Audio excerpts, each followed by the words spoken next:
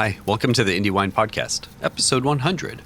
Coral Wang of Maison de Plaisance and I have been hard at work on this special episode about the Chinese contributions in early California viticulture.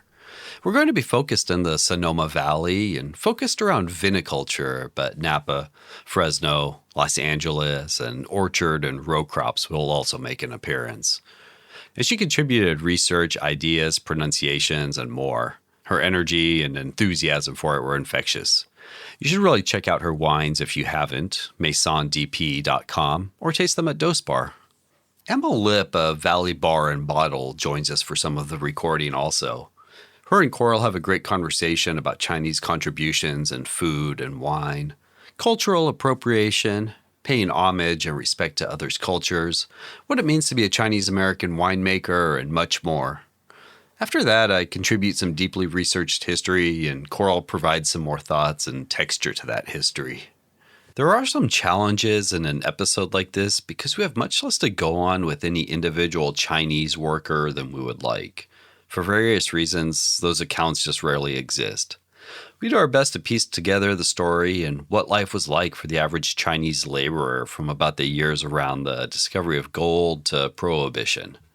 Their documented contributions on individual ranches and wineries are often incomplete. You get glimpses and glimmers, but rarely the entire story in one account.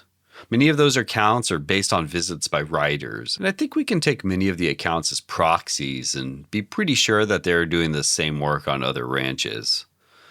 Like if for us, there were lots of curious people documenting what they saw when they visited this new state. Even some simple things like a census could be inaccurate due to the migratory nature of Chinese labor. Without a permanent address, the month the census was taken could greatly influence the numbers. There's also no way to complete this work in any reasonable amount of time, and so we present what we have, but the work continues. Something I'd like to bring up as we focus on the Chinese contributions is that we aren't attempting to denigrate any other group of labor, but instead focused on documenting the Chinese contributions to the history of California wine. I think it also goes without saying that too much of this episode feels like it could be happening in 2026. Real quick reminder that I do have a Patreon at patreon.com/IndieWinePodcast. Link is in the show notes also. And if you're enjoying the podcast, any amount to help me keep telling wine stories ad-free and available for everyone is so appreciated. It's all run independent. Telling a friend or sharing on social media are great ways to help out too. Okay, here we go. And for anyone that might not know my trajectory or my background story, I have a label called Maison de Plaisance, which I began in 2021. And it was never my intention to have a business or a wine business. I was compelled because of when I arrived in Sonoma, and I was actually more shell-shocked culturally and socially than I had expected. I was coming out of I worked really hard to build a life in France for 3 years just because I was on just wanted to learn and dig my hands into the soil, and I worked really hard to do that. But ultimately, after 3 years, the pandemic was why I needed to return home. So I spent a nice summer quarantine with my mom, which lasted like 90 seconds until things got complicated. But I still kept waiting to go back to France, and that they did not open the borders for 10 months, a very long time. And so I for sure had been scheming new ideas to just move on with my life. And so after a ton of research, all the arrows continued to point to Sonoma and Napa because of the concentration of opportunity. So I came here, and I did not expect to, I didn't know. It was my first time working or stepping foot in a California winery, and it wasn't what I thought. The cultural landscape was not what I thought either. And I felt iced out. And I was in my own country again. So I just was not expecting any of that. And it was like really lonely and strange. But little by little, like happening to meet I happened to walk into an event for co-fermented at the Old Bay Grape in Napa, where I saw Onyx and their whole crew, and it was beautiful. And Onyx is from Queens. And then I was so, like anyone, captivated by meeting Chris Renfro. And so then those were the first two like inklings of that, like actually made me think like, okay, this is like maybe could be something like not just old white men in this weird winemaking facility that is nothing like what I have learned about. And why does nobody in the winery work in the vineyard? So I went from feeling very deflated to starting to feel like a bit energized. So that's how the winery got started, because I just didn't want to like I came here because I loved like nourishing the land and farming, and I just liked making wine. Although there was nobody that looked like me, and I had no like business partners or family or friends or anything. But I just was doing what I knew what to do. So I took on a vineyard and started farming too.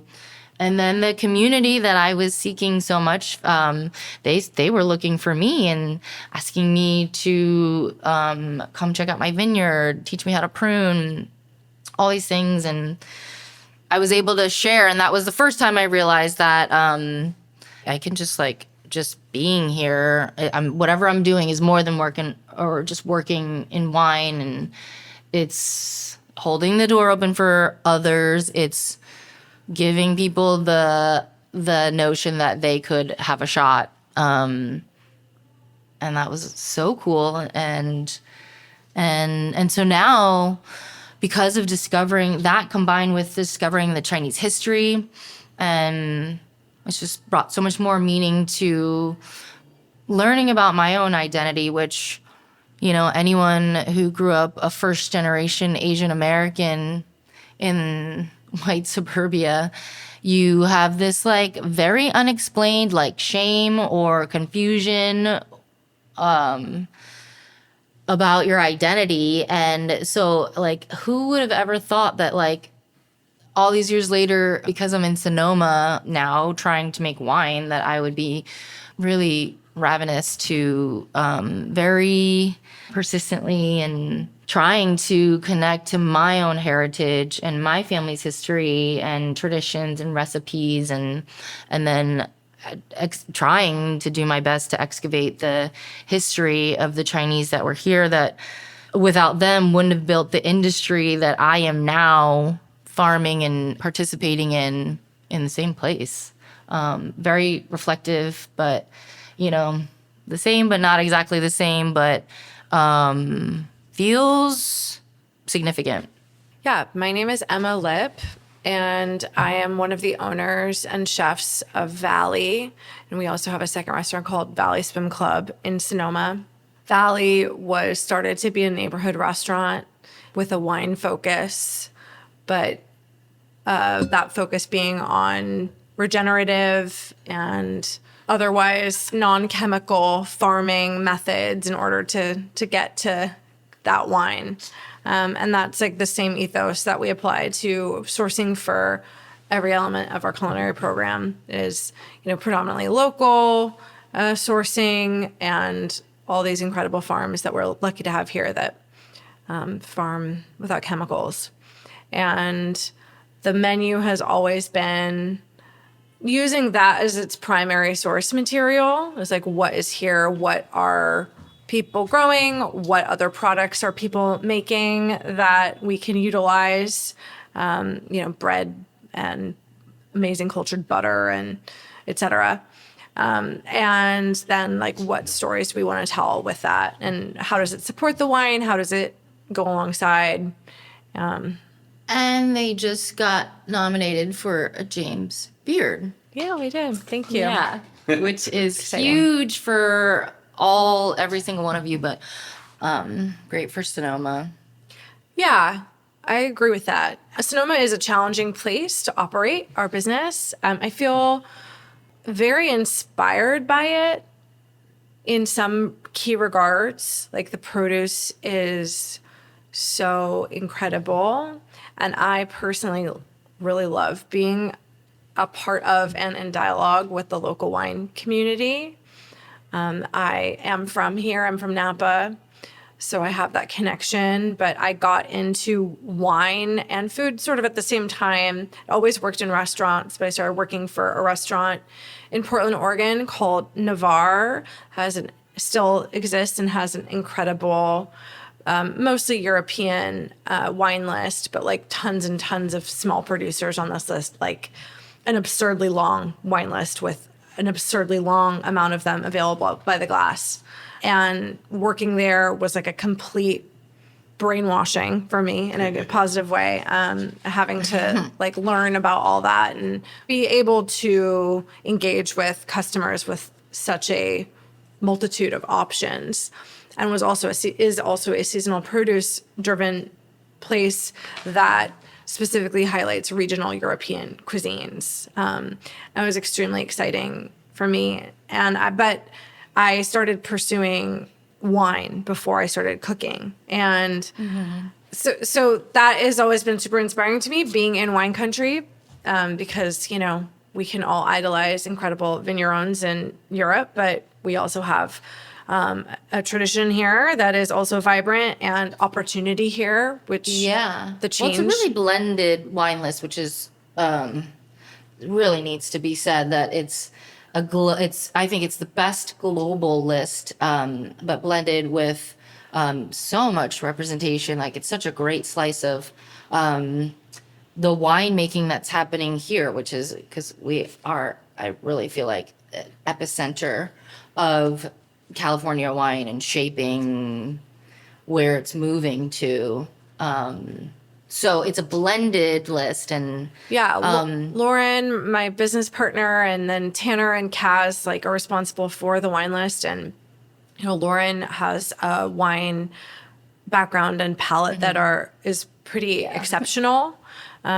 She's a really amazing curator of wine and is really connected and on the pulse of that. But the point was that it is challenging here, but regardless of that sort of nexus of inspiration, I think that Sonoma has been in a culturally challenged place since COVID. I mean, I think a lot of places are, but we have this extreme economic inequality. It's hard for the people that are doing the work here and shaping culture to thrive here. And it's not necessarily a place with a lot of exchange a lot of the time, artistically, intellectually. And it can feel,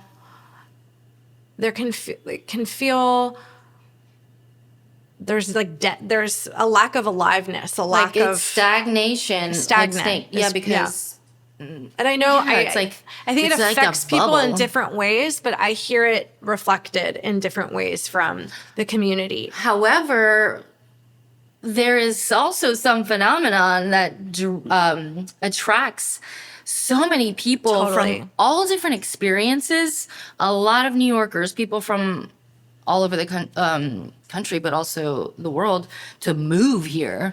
And a lot of the older generation that didn't necessarily grow up here, but who moved here in retirement or have been here for a while. There's a lot of people with very interesting pedigrees. Yeah. Regardless of money. Do you think it's the pastoral life? Yes, for sure. I think that's what it is, that no matter where you come from, that's what you always want to go back to. And the dream of the wine. And the food and the wine richness. That, of course, the restaurant people are here. So it's not necessarily all flowing correctly here, but I think that we are all, in our community here, a part of interesting aspects of the conversation. And I hope that there is continued renewal and regeneration within that. Yeah, the pendulum always swings the other way. It will, and it has to. And collectively, the fire or the momentum just keeps sprouting here. So there's something. Yeah, and any attention to the restaurant is always always welcome. Anything that like helps it keep alive, which is always a challenge, and keep Any Sonoma businesses. Yeah. Yeah, because you need them all to. It's all connected. yeah. Yeah. I grew up in Napa, so I've been aware my whole life, conscious life, about the Chinese in wine country. There's a couple of really excellent museums in the Napa Valley. The Sharpstein Museum specifically really had some exhibits that stuck through my consciousness. But we learned specifically about the Chinese history in the lease of Dobie here when we took over this Up Valley space. Tanner and I did a extended session with the Historical Society because we were just trying to understand more about the building and specifically the painting that was up here. We were trying to figure out if it was original, which it was not. And which learning that it wasn't actually liberated us to change some of it, which was kind of cool. But it was based on the same painting style that they have at the Mission, but it was reproduction actually done by some artists who won awards for it, but put on by the Sebastiani family when they had offices up here. Anyway, so we learned about that specific history with Jacob Leese and being a merchant, and bringing those Chinese immigrants here. And that was really fascinating and definitely started wheels turning just about, expanding your idea of what the early colonial life was like here in Sonoma. Chinese influence has always been one of the factors in the Valley echelon because of the presence of Chinese in not only wine country, but of course Chinatown in San Francisco is such an incredible historic and still vibrant place. And I always just like to think about what is California cuisine. We don't have a specific local regional food here the way that you do in a region in China or, a wine province in France or Italy, Spain, that you're okay, it is the Languedoc. These are the specific sausages everyone's been making for hundreds of years.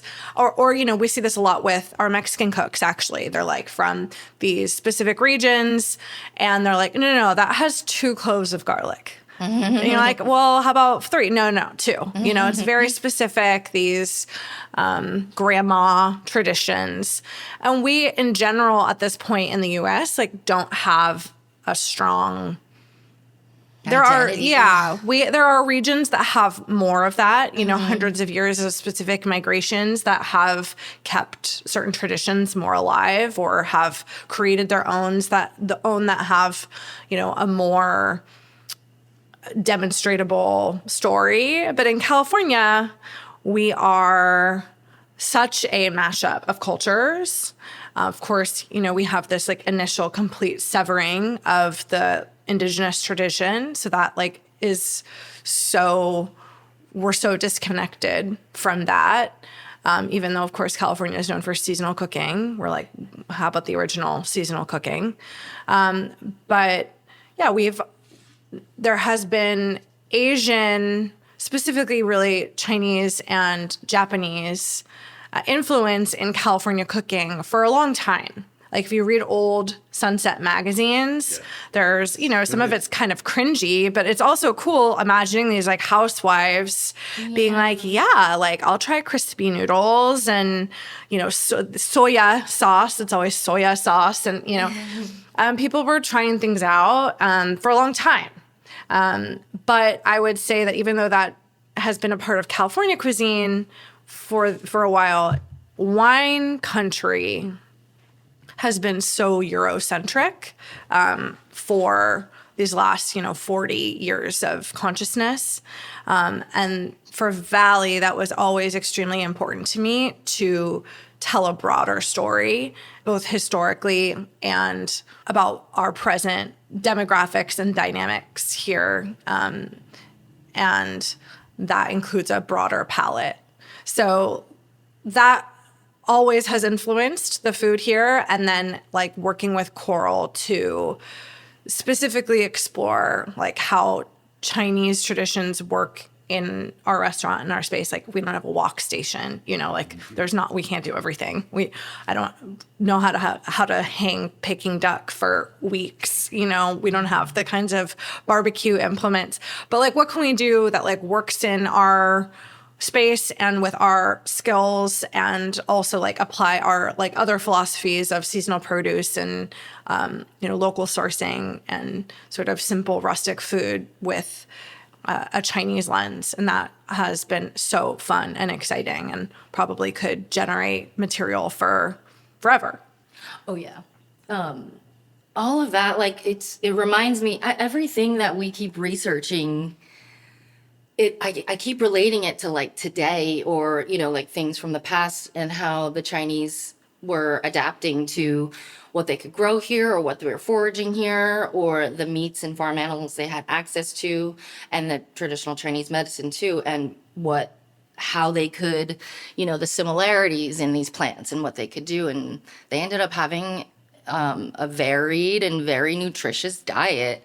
But there's a lot of similarities, today still, in terms of like the fruits and all these vegetables. And I feel like that's the connection too for me as a Chinese American, but also like for other folks that, like they've grown up with persimmons too, but that's a very large part of Korean and Japanese and Chinese culture and traditions. And I think that's just a beautiful bridging the gap of where we were before and where we are now.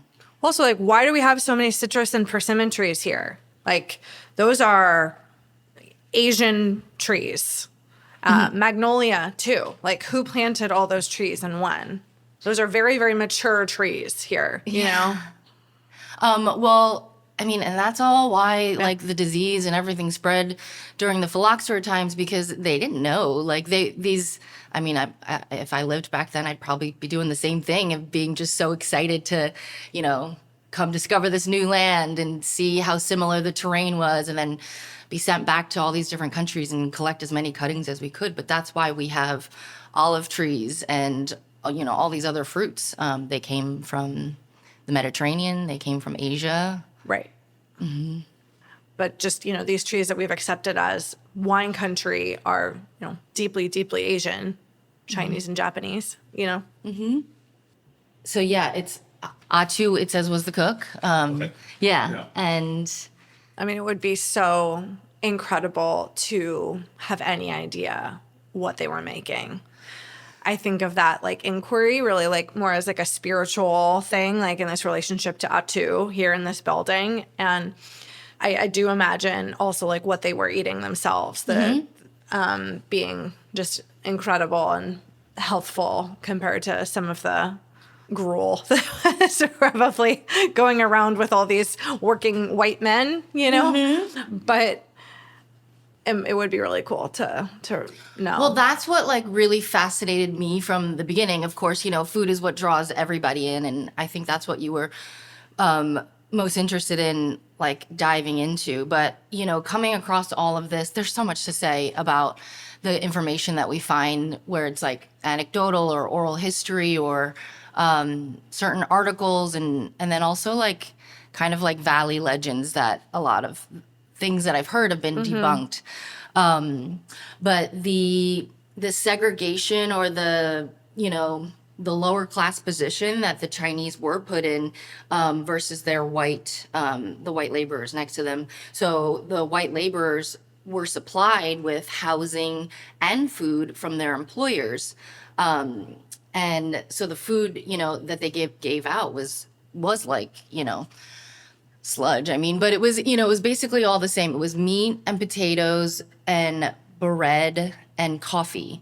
And And then they left the Chinese to fend for themselves. So the Chinese made slightly less pay, and they didn't get housing or food, but that actually unified them in a much more communal way. So then they ate together, and they pooled their money together too. And you get a lot further when you pool your money together. So they ate better for that reason.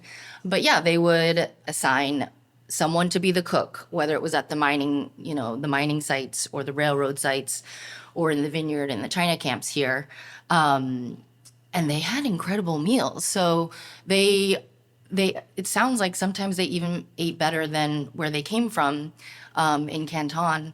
And just like, traditional Cantonese cooking, there's not a lot of like meat that is like the centerpiece where it's like a big Meat chuck is an roast. accent. Exactly. Yeah. So like you've got these beautiful, like it's just called Thai, but it usually means like a leafy green.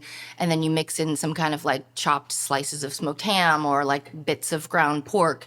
And because you have a piece of meat that you need to stretch for like an entire week for your entire family, and you supplement with white rice. So, but here, I think because they had more access to farm animals, and then all the cuts that the white people didn't want to eat, like the awful, lots of collagen-rich, delicious things like pig's feet and chicken feet or organs. But they had a lot more meat. So they were eating, they had white rice, all these leafy greens. Some of them they were growing themselves, like kind of like along the roots, which now you would call truck farming, I guess. And then because they always boiled their water and they had all these different types of teas and herbs, they were able to stave off. So the white folks, they developed scurvy, because of their limited diet. They had no fresh fruits or vegetables and nutrient deficient. And then because the Chinese, they banded together, they held on to their traditions, and, it was a communal thing that just, and plus, most of them, really couldn't speak English. They were in a new land that was not welcoming, so they had to stick together, and they really ended up being stronger and healthier. And there's so many quotes that we keep coming across where the historians or, journalists will say, or even vineyard owners, like, how is it that the Chinamen, at their age can do more work and look, so much younger and stay so much healthier than everyone else? And it's because they were using also the traditional medicine knowledge that they carried with them.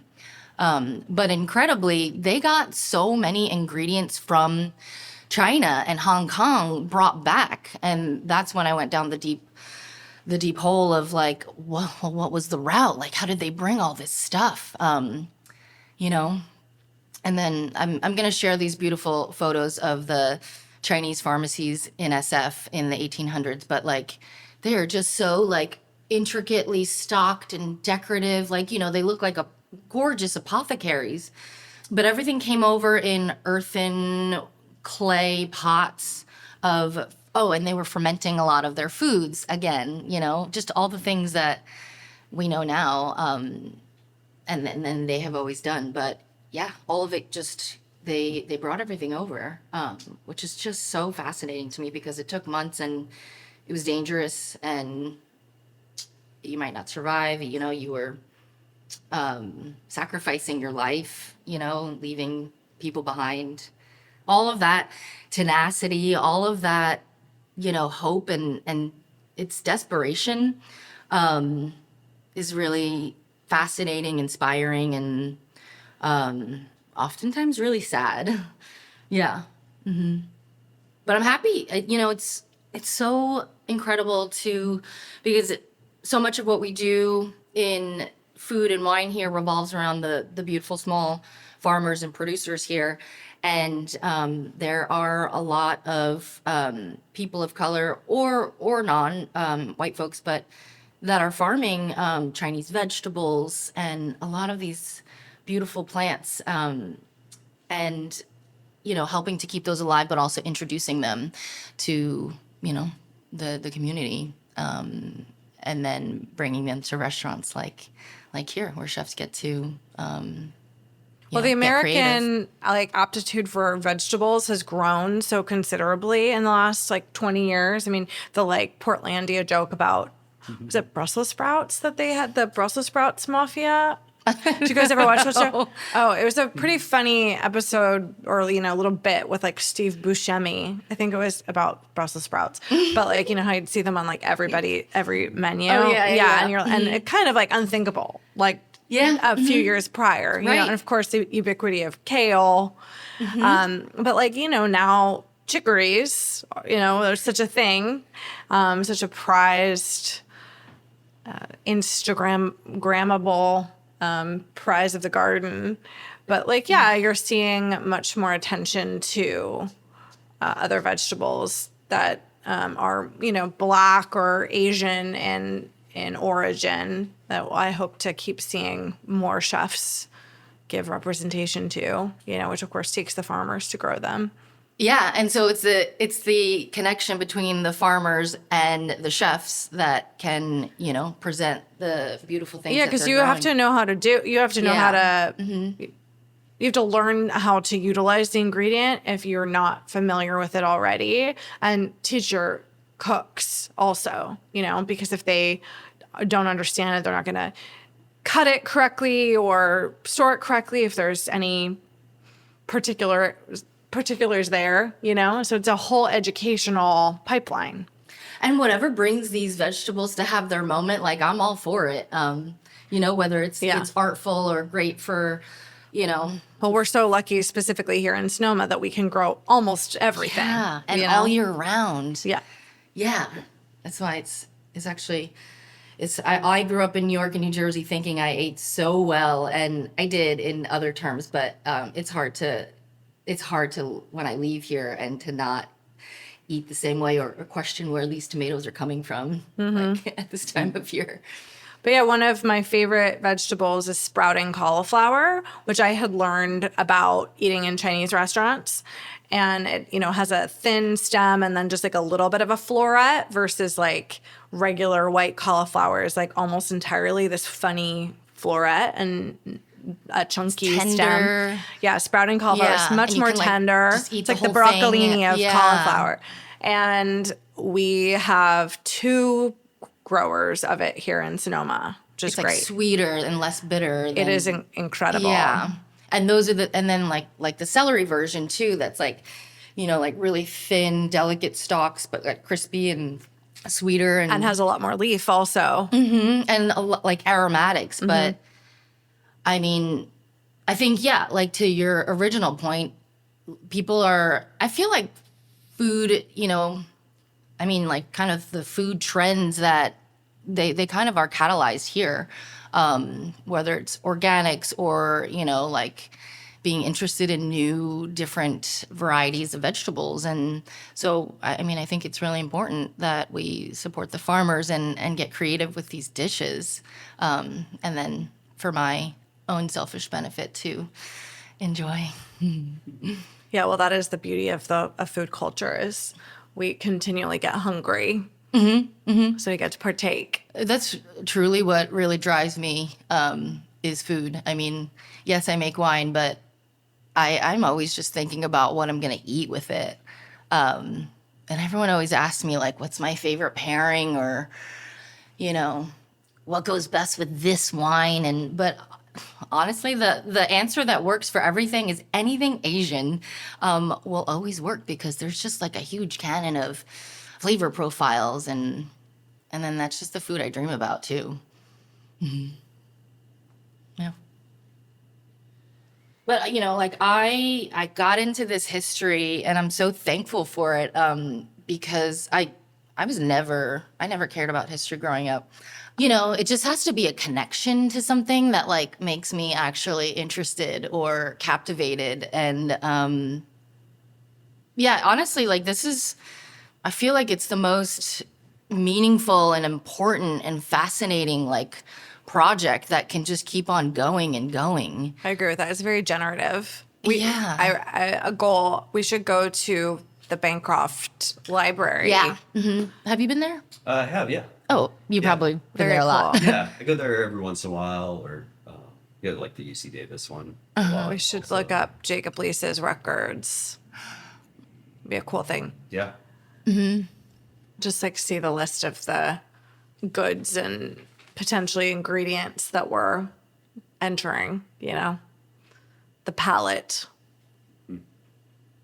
But I guess I do want to like really highlight the importance of the Hidden Valley menu and, to the regular community and, what everyone comes and what they're excited about is food and wine, but especially like people have this like craving for Asian foods. And, although obviously where we are in this region, we have our own kind of culture and history, but I have felt, and I know I'm not alone in this, but there is like a unique cultural void, even though, we are, just a few miles or an hour away from some of the most concentrated populations of Asians and all ethnicities and backgrounds.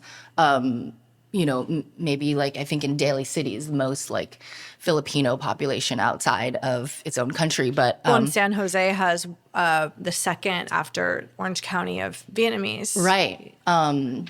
But I think that's correct. the most important thing is just like the representation and the visibility. And so like it's deeper than just this delicious and beautiful and really well presented menu. But we're honoring the history, and it's our way, it's our method, our vehicle of capturing people's attention. And then we get to share the background and the more like meaningfulness behind it all. And why we're even doing the it. adage about winemakers that like it takes a lot of beer to make wine, because winemakers just always want to drink beer. I feel like it's the same thing with Asian food, like people like chefs and wine people that are part of really culinary culture. They want to eat Asian food.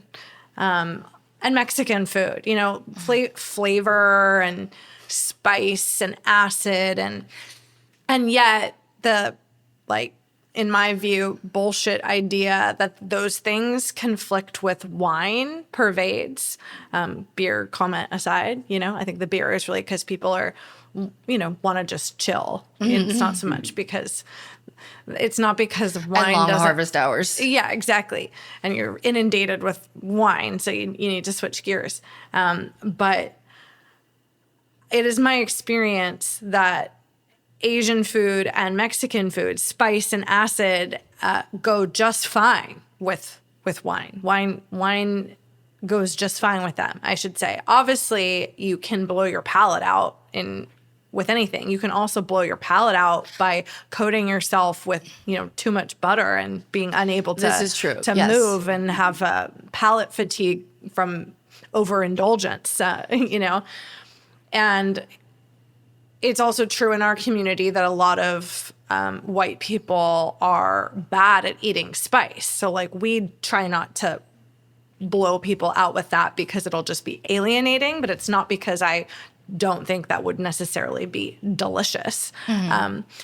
It is my experience that you can absolutely have a bottle of wine with any of these cuisines and understand it, enjoy it. Maybe it's a good pairing, quote unquote, but if the wine is delicious and the food is delicious, you can have a good time. And I think that this sort of myth pervades and is one of the reasons why people are just constantly trying to make like fake Tuscan restaurants. Well, it's also like this like mystical thing to people too about like food and wine, or just about that you can enjoy wine with Asian food just fine. Like the menu of, at any time of, menu that you make, but it's an interpretation and it's your creative exploration of the ingredients you have. And it's like kind of like a gateway for some people, where you are honoring the authentic like cooking methods, and ingredients and like cooking styles and tools and things like that. But like, I think it's just incredible because the menu oftentimes has dishes and things that people have never even seen before or they're unsure about.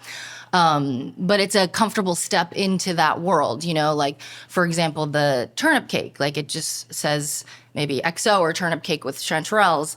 And had it not been on the menu, then like, or because people know that they love, the flavors and the styles that you put together, even if they don't know what it is, they're going to go and they're still going to order it because they feel confident in, what everything they eat here.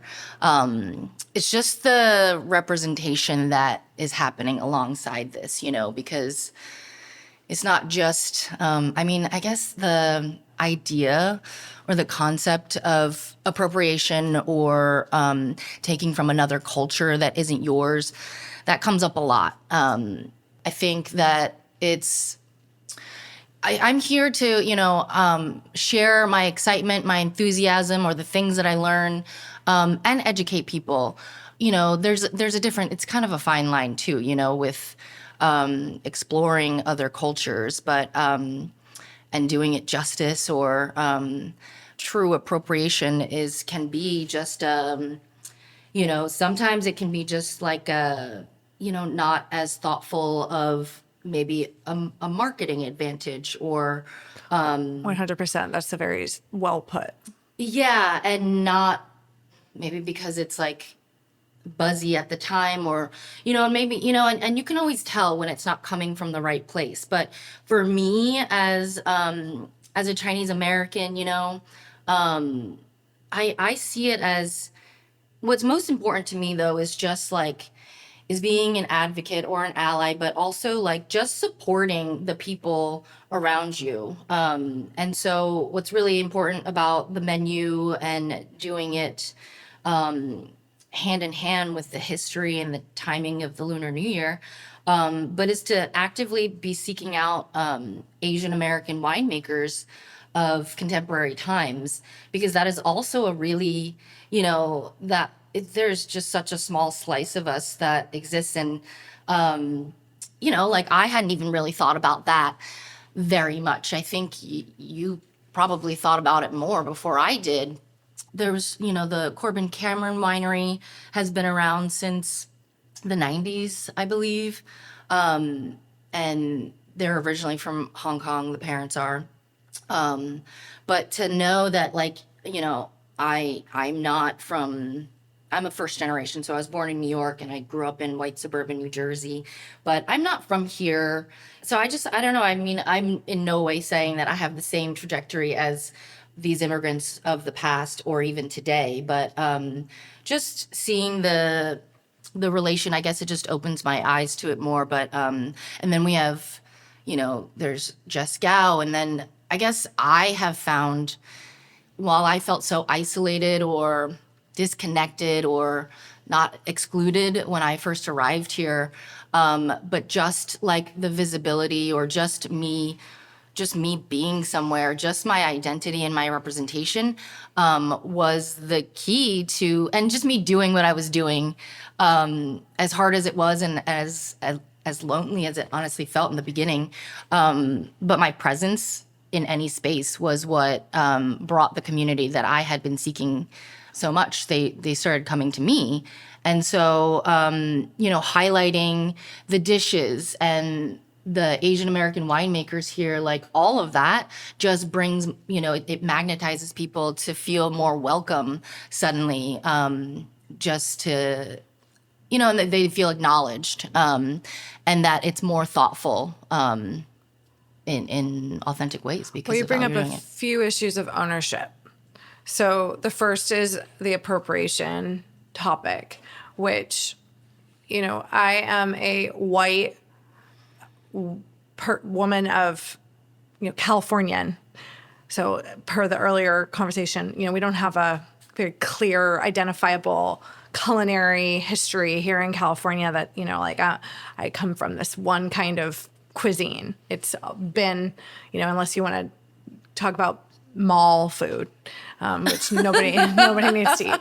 I have my Jewish ancestry is the identity food identity that I grew up with, that I have the most connection to. My mom's family were Irish, and that being the strongest in her family. And there's not a lot of inherited food traditions for me with that. I'm very interested in Irish cooking right now. Actually just went to a really incredible restaurant in London run by a Irish chef called the Yellow Bittern. Very interesting restaurant for many reasons, but that is super compelling to me. But that is not I can almost not even call it my culinary heritage, because it was not part of my life. So as a cook, the things that are my inheritance besides my personal Jewish American history are where I've worked. The lineages through where I've worked, which are all Euro-centric places, and predominantly. But that is not where my interests stop. And so my feeling is to continue to engage with what compels me, and do the work. I can't go stage everywhere, although that would be incredible if I could. But trying to learn from people, reading books, not just Googling something and following the first, it's read multiple sources. And then to me, it's a lot about respect, not trying to make something your own. And for me, the presentation is always with equality. So putting Mexican food on the menu is not at a discount. It's the same treatment as if we're making fresh pasta. And to me, that's where that disparity and the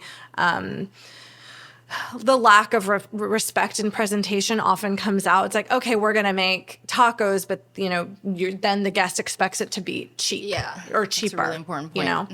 And to me, it's no, this is all the same because we're using the same ingredients, and our business methods of paying people and running the joint are the same no matter what kind of cuisine we're cooking. Obviously, there's other issues there, and language, how you're presenting a menu item, not always going to get it right. That's for sure. But I do think approaching it with genuine interest and respect goes a long way towards finding truth in the experience. I think authenticity is, obviously a loaded concept, because what's authentic for the 2 garlic clove grandma is completely bullshit for somebody else's grandma, or my own palate, maybe. So I'm not necessarily concerned with authenticity, but deliciousness. There's always truth in deliciousness. And, the how you get there is the process to have integrity about.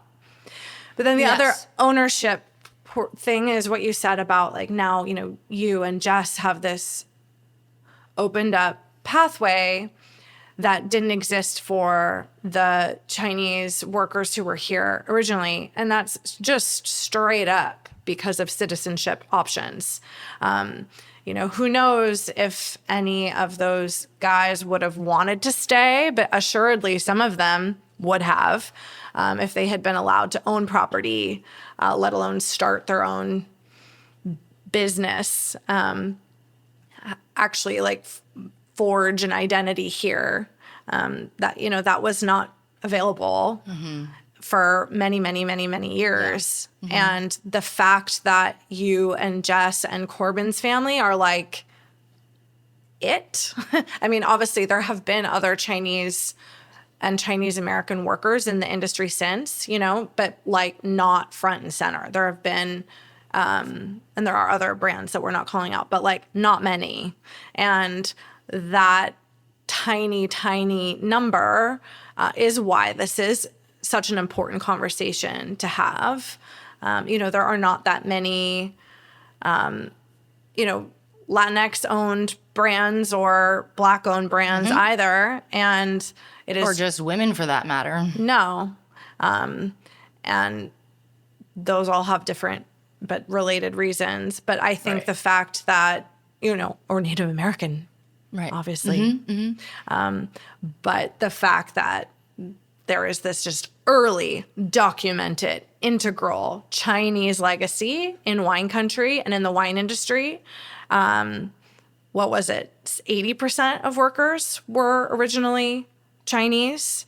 And then to have in the wine industry, wine industry, and then to have, just a marginal number of Chinese Americans in the industry today is a really staggering legacy, and, exposes the gap in, the idea of the American dream and melting pot and all that. For me, it's just like a blaring lack of change that has happened over time because the patterns are all the same. Well, yeah, capitalism. You deny the powerful deny others to keep themselves in power, and then it just cycles and cycles, and people, generations are denied based on just historic disadvantage.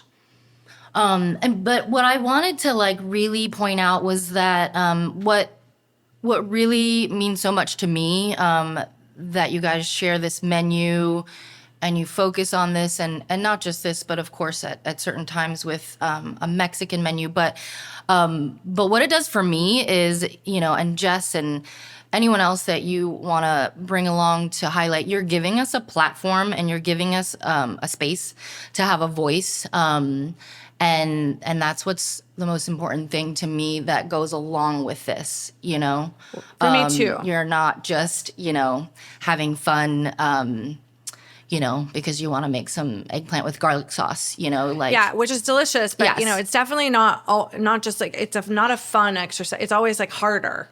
It's harder to do different things, and so the intellectual pursuit feels so important. It's harder to do what you're doing.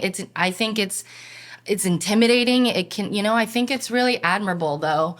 But, so I don't expect, of course, here in Sonoma, all of my friends are, I don't have any Asian friends here, I guess, except for Jess, maybe, a handful. But, I also want to emphasize that I know, I don't want to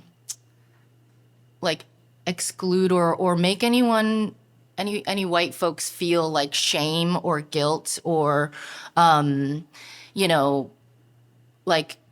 it's not like I'm not coming from a place of anger or frustration, which I do have, but it's not at people, and it's you don't sound like you do, for the record. Yeah. It depends on. Well, but that's not what's catch me on a different day. Sure, it's not what's being transmitted at this moment. But I guess just because it's so sensitive. This idea of educating yourself and knowing whether what you're doing is appropriation or.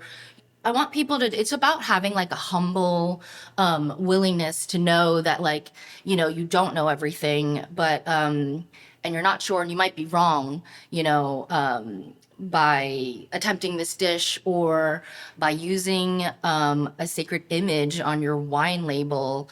But it's just it's the willingness to do the work and to be humble enough to know okay, this might not be right. And, but with the right. Yeah, I mean, we were using Joss paper and as a check presenter, and you were this may not feel correct to people because it's literally part of a funerary and shrine rites, and some people may feel bristled by that. I was like, oh, okay. Well, we But definitely. I fully understood the intent. It's beautiful paper that you just, you're inquisitive and curious. You find all these beautiful things in life. So I saw what was so attractive. But I recognized right away that it was, there were actually a lot of things that were, problematic with it, but like cutting it. So basically, this joss paper is I only know it ever because whenever my grandparents died, it's basically you're just like how we set up an altar Yep. to honor our dead ancestors, our family. You bring food. In Chinese culture, we actually put out like cooked, hot plates of food and rice and Like you do in Mexican culture too for Dia de los Muertos. fruit, incense, and pictures. And then we also, so that's, you're sending that to your family. So they have food in the afterlife and nourishment. And then so you that burn it. Yeah. And then the joss paper is this beautiful, it's like paper thin. And then a lot of times it has like gold foil on it and it'll have certain emblems written on there in calligraphy. But we burn it in just like a tiny little urn. But you burn all this paper. It's meant to be money for your family to have in the afterlife. And so, yeah, it is really sacred, and it's something that we only do, I've only ever done it at temples or in like my family home. And so I went home that night after I saw the check presenter and I thought about it more.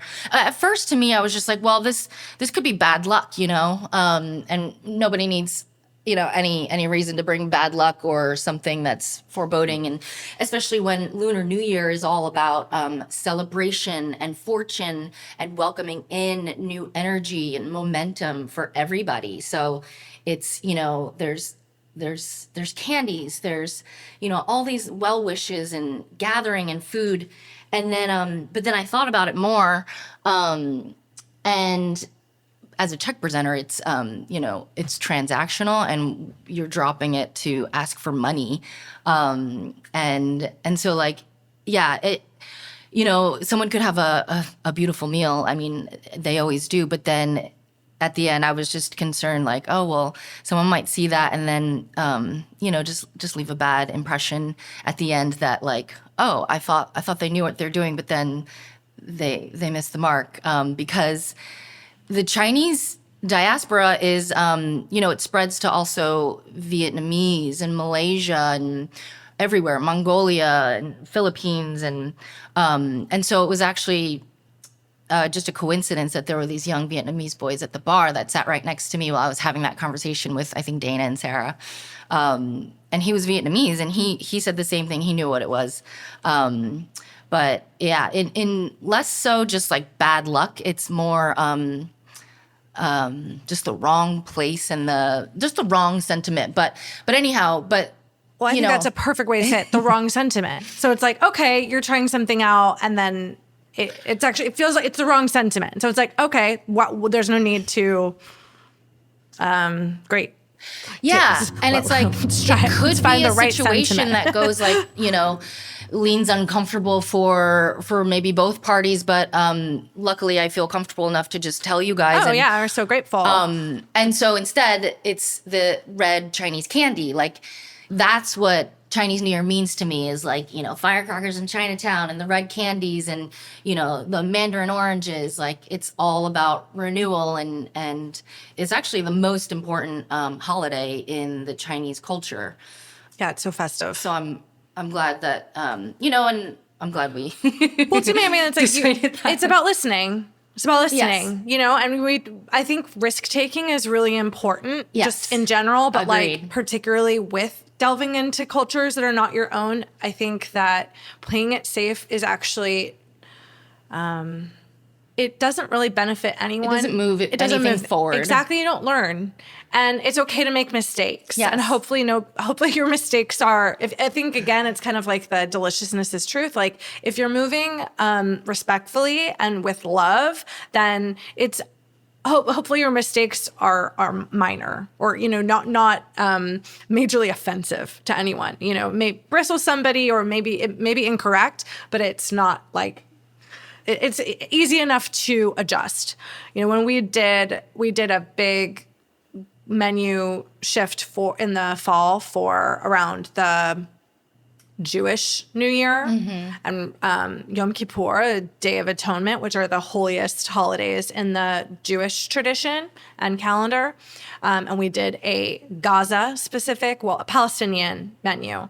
But like one of the veins of specific research was specifically into the food of the Gaza Strip, which like differs a bit from like general Palestinian and general like Levant cooking.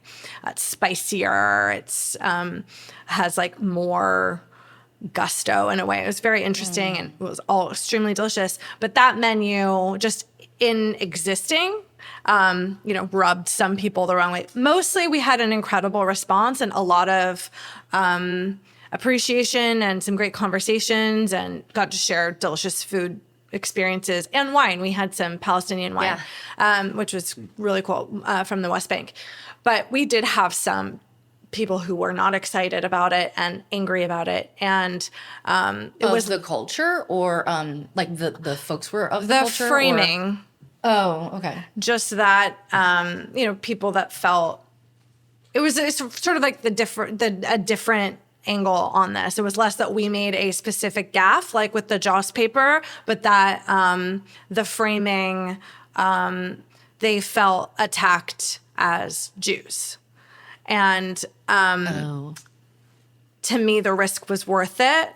Certainly there was no intention of that. I mean, we are a 3/4 Jewish women-owned business. And not self-loathing for that. But it was an intentional conversation. And so I suppose I'm saying that to say, yes, mistakes happen. Also, sometimes people will be ruffled, even if maybe you're not going to change you're not going to do anything about the fact that you ruffled their feathers, But the risks in having conversations and presenting stories and trying to understand different cultures through these transmissions, through recipes, and trying to understand something about a culture through the way that they cook is, I think, how we come together, how we learn about each other, and hopefully find like more joy and more connection and humanity than the opposite. Like, okay, you're barred from the temple, like you don't have like, okay, so maybe this isn't the right way to present this, beautiful, important paper, but it's like, you're not barred from the temple. You just need to approach it with a little bit more knowledge, as a metaphor. We should all be participating in each other's stories more. I think the chance, or the chance of rubbing someone the wrong way by taking these risks is less than the amount of embracing that will actually come out of it. And that's why it really is important. I feel like from both sides, like from where I stand, to not get, both sides can get kind of hide away or retreat or close up. But, it's important.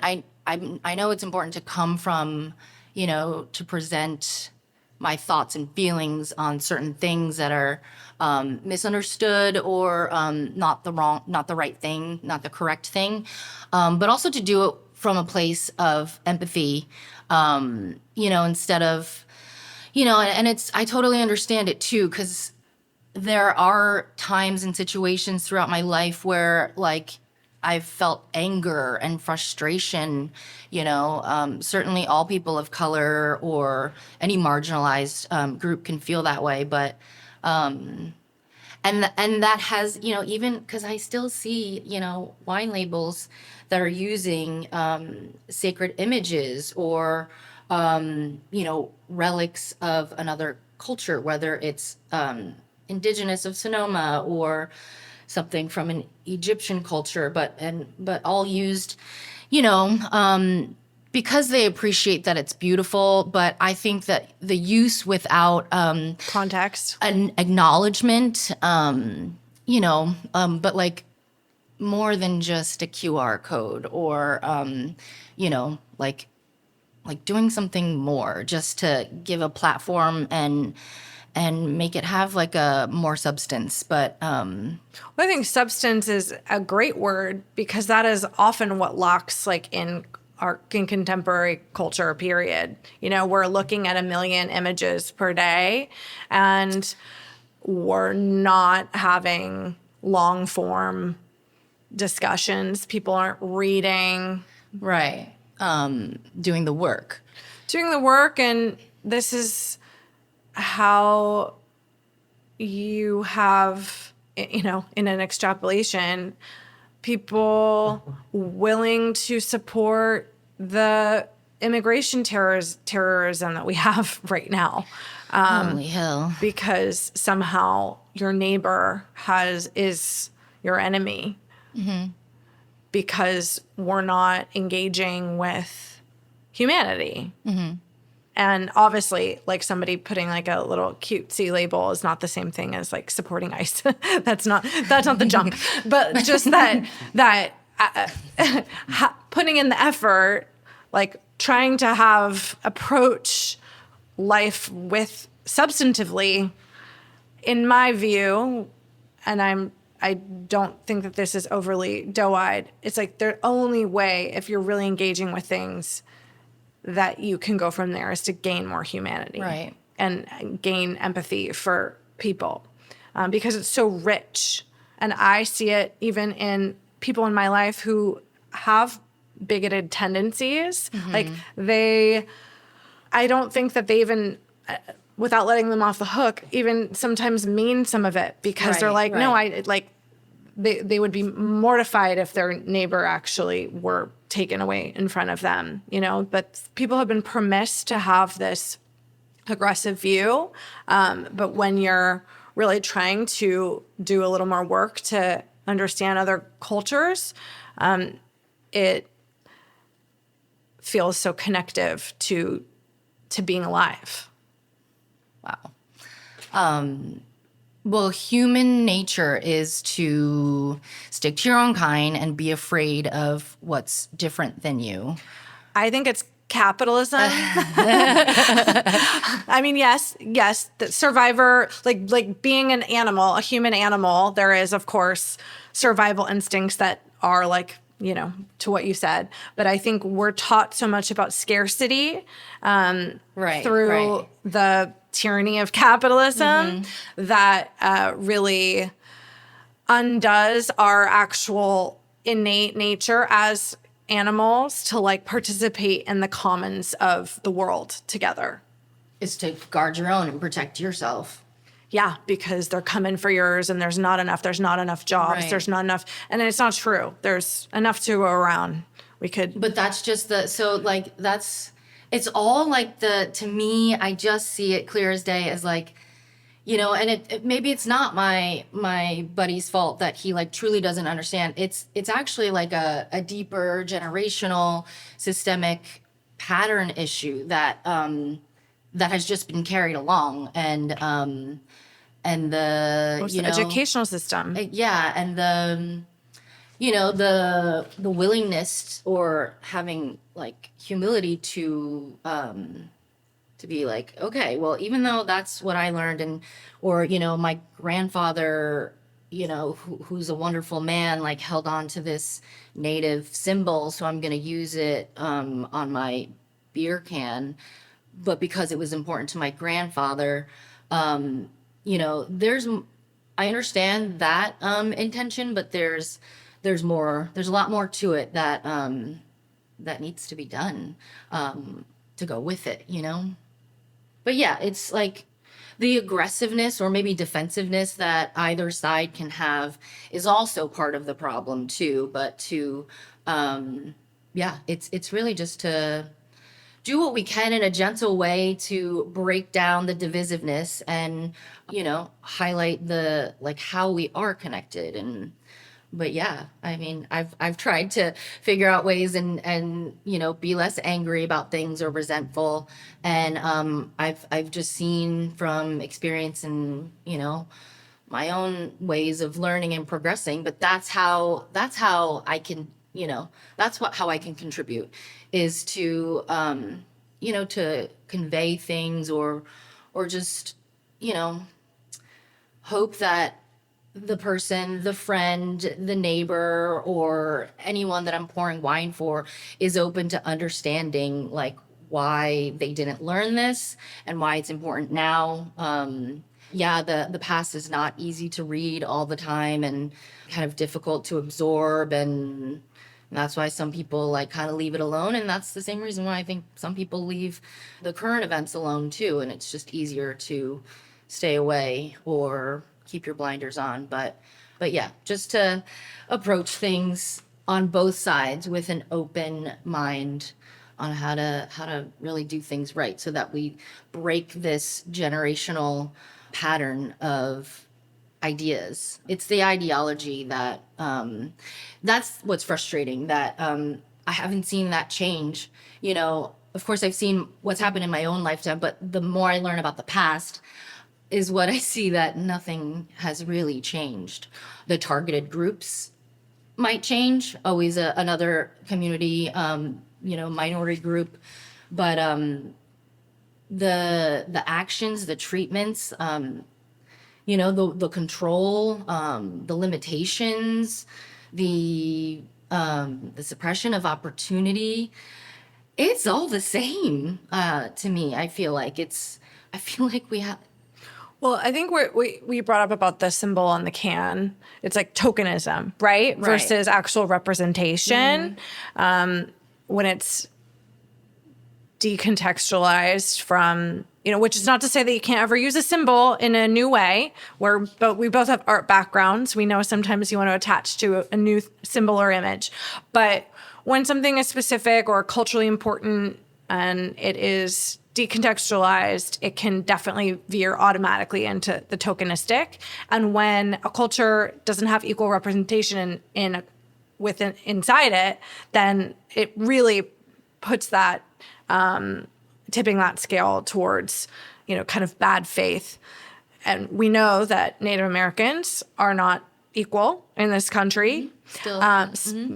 And, there were 4 Native Americans detained by ICE like 10 days ago in Minneapolis. Probably more since, but I mean, it's just completely shocking. And yeah, like having, okay, we're going to take this pattern and put it on a trendy clothing label that is made in a factory by people paid very little. There's sort of like bad faith along the whole supply chain. To have real sort of equity within this cultural discourse, it goes to, all right, who's doing the work along the line to tell a story in whatever industry it is, and how much are they being paid, and who owns the material, who owns the storytelling agent, like vehicle, whether it's hospitality or a product. And those things are all really like important to have any real change and like kind of, again, I keep saying this phrase, but like good faith then with the conversation. And, back to it kind of really starts for the most part from a great place of, admiration of art or a culture, no matter how it's used in whichever medium. Yeah, having a positive response to something is always an inspiration point. Yeah, but it becomes problematic when they are continually used in pop culture or anywhere, when it's not made from a thoughtful place, or the work wasn't done, because that's why, it will keep continuing.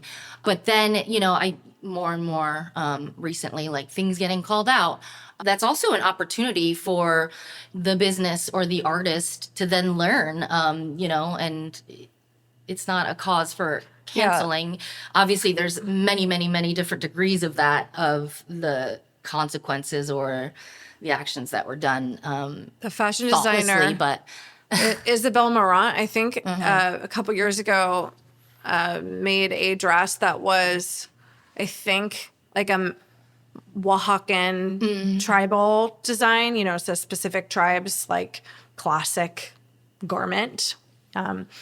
And, you know, they just, you know, copied it and had it made, and no relationship to that tribe and their customs, or no, there's, you know, a few levels of potential problem there, but the main one being, okay, this village isn't getting any benefit from this. The clear as day thing would have been to tie it back to, you know, the actual people living in Oaxaca now, creating the same kind of art, using their raw materials and, you know, benefiting their market, or, you know, highlighting those artists.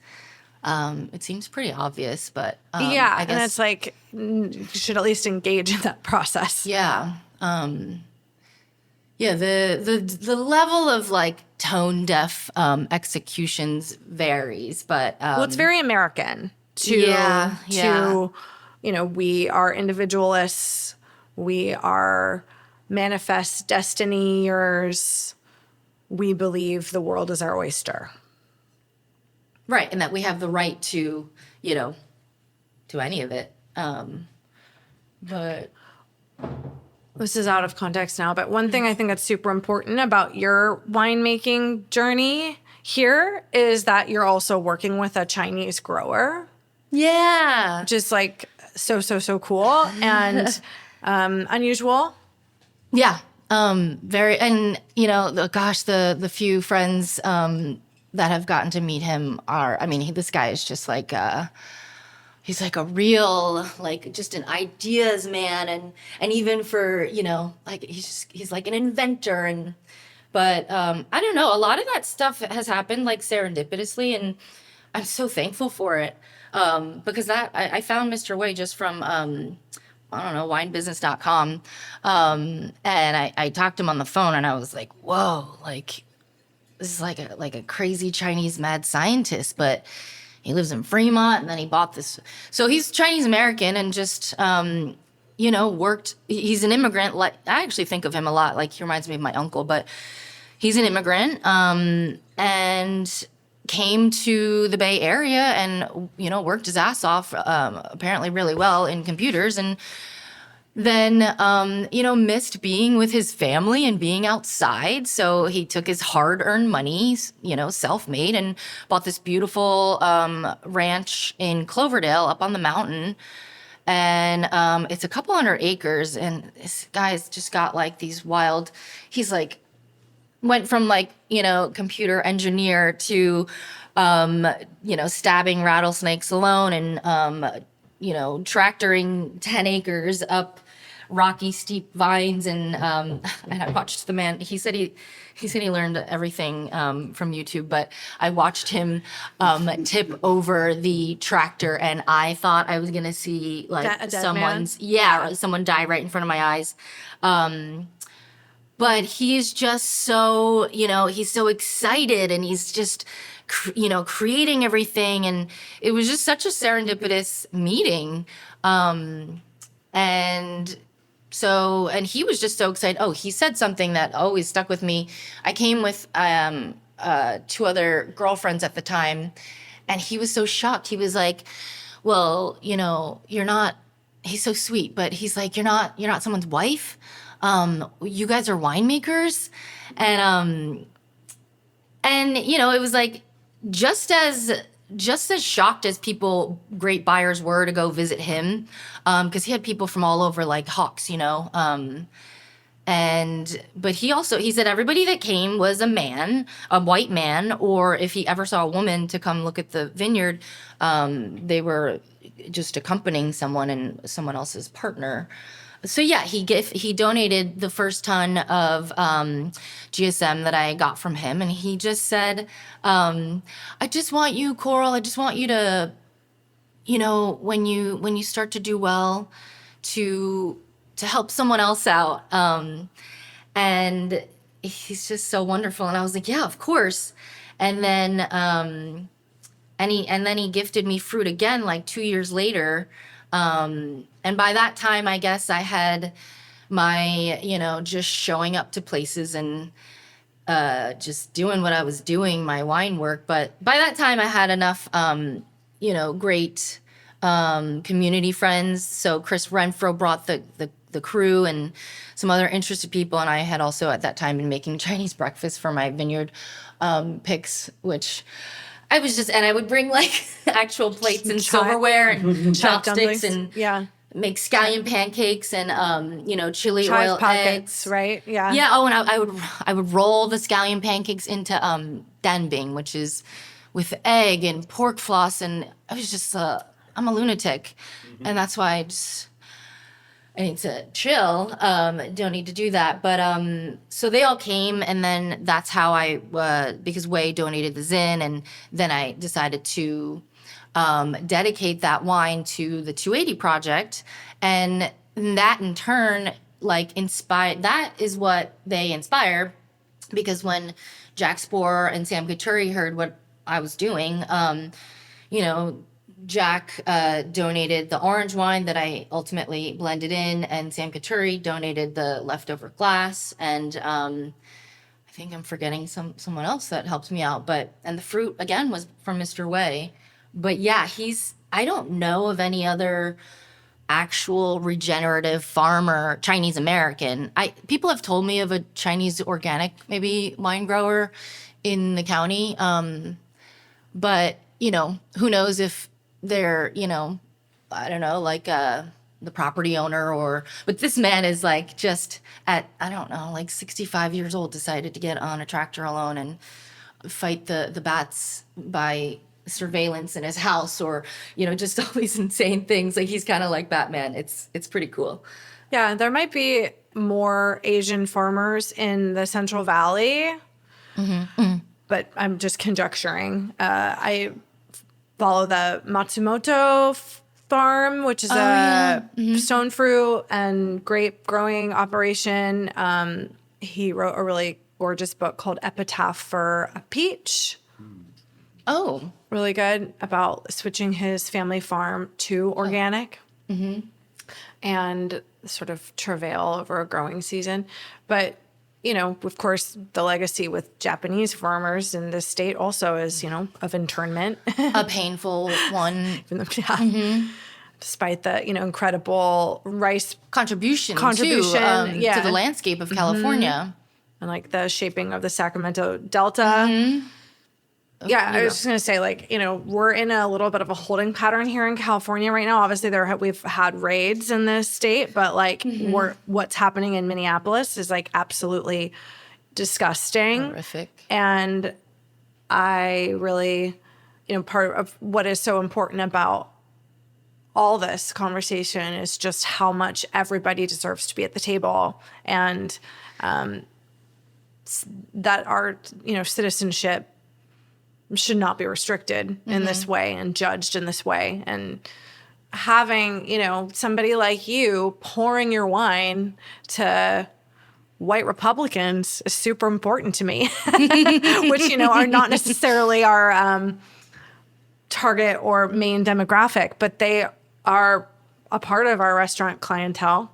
And, regardless of Valley, your wine being at the table in the Bay Area, you pouring your wine and engaging with people who may not view a Chinese woman as a winemaker. Right. The white cowboy landowner bullshit is still the predominant image. It matters. Right. And so it's the opportunity that I can get, or that any person of color or can get. But yes, my target audience is more millennial and Gen Z, but if I can, if I can have a conversation with the boomers that I would have never met, and certainly they would have never had the chance to try wine from, a Chinese girl that's from the East Coast, and foolish enough to also farm. But that's fucking sick that, because that is the landscape of where we are uniquely in Sonoma, is a lot of it's kind of everything, but there's a lot of wealthy older white people. I know for sure, like I'm a lot of people's only Asian friend around here.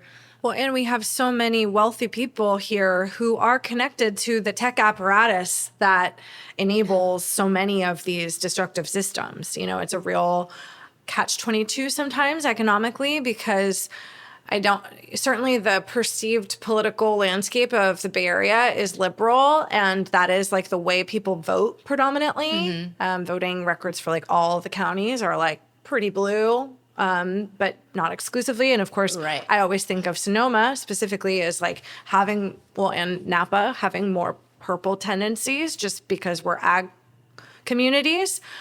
And there were some trends in 2024 that were really disturbing, particularly with the Latinx vote. But overall, we're still like in a voted liberal or Democratic Party place. Yet, so many residents of means here, again, are connected to these tech apparatuses that enable these raids that are destroying small business. And it's important to have some resistance and some resilience for what we want the culture to shift towards if we're able to hang on. Well, so the patterns. So what's happening today in our communities, and right here too, but the people that have been here for generations, our Michoacan friends, our Oaxacan friends, they're getting pushed out. And throughout like this research of Chinese history, and then knowing, you know, how many of them were here. And so I've always been like, you know, in the beginning, I'd be like, wow, I wonder if, you know, they have any ancestors here, or if they have any relatives that live around here. And then like very quickly, just that was, you know, the book was shut.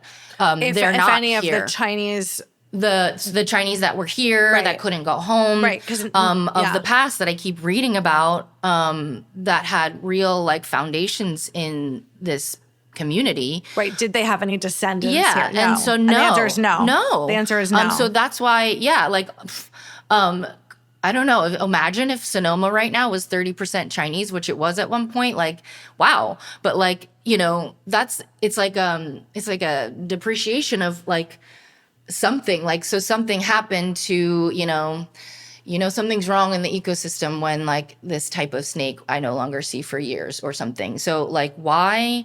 Where did all the how am I the only Chinese person? Where did all these people's, you know, relatives go? Like, didn't they have families? Like, why can't I?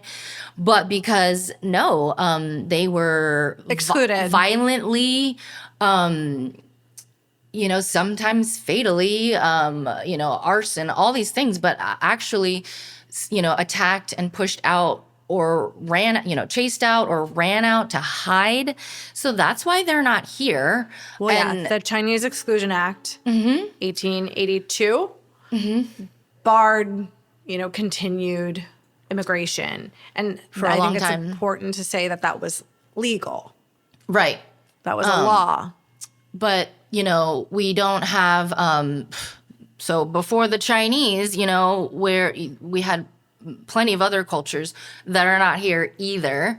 And then now, you know, it's like a really surreal and scary, really sad thought. Like, so now we're like seeing with our own eyes in real time, are we also going to continue to erase our Mexican community? You know, are we watching that change too? Like, you know, like, yeah, that's what I mean about these lines never really changing. But what catalyzes me the most is that the opportunity to, you know, okay, I lured you in through some wine and food. And like, people want to know this stuff.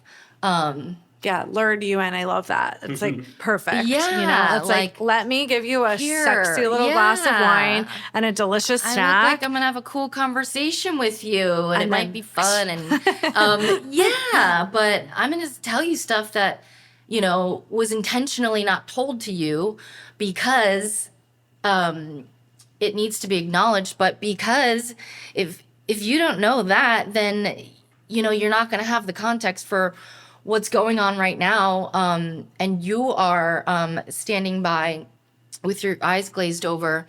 And it's like, to me, reading about the advocates of the past, and like a lot of them were women, like, but everyone had to like go in front of Senate. I don't really know, like, everybody went in front of Senate to, to talk about like employment, or it was a lot of lawmaking and creation back then. But there were the same several names of advocates for the Chinese workers, and keeping Chinese businesses and having the right to employ Chinese people, keeps coming up. And so I just think of like, so if you, and today, like, now, like you live in today. So if you're not doing anything wrong, but maybe just complicitly like floating along, but so anyone that is actively like standing by and showing their allyship, or trying to learn or advocate for their neighbors in their community, like that makes a difference, and that will change the steps that will come in history. Like looking at old pictures of people sitting at bars and diners in Sonoma from, I don't know, like the 40s and 50s, like we're like, wow, like their clam chowder was 27 cents. And I'm like, they're going to be looking at pictures of us sitting at Dose Bar in 100 years and think it's so funny that we sold wine for $15 a glass.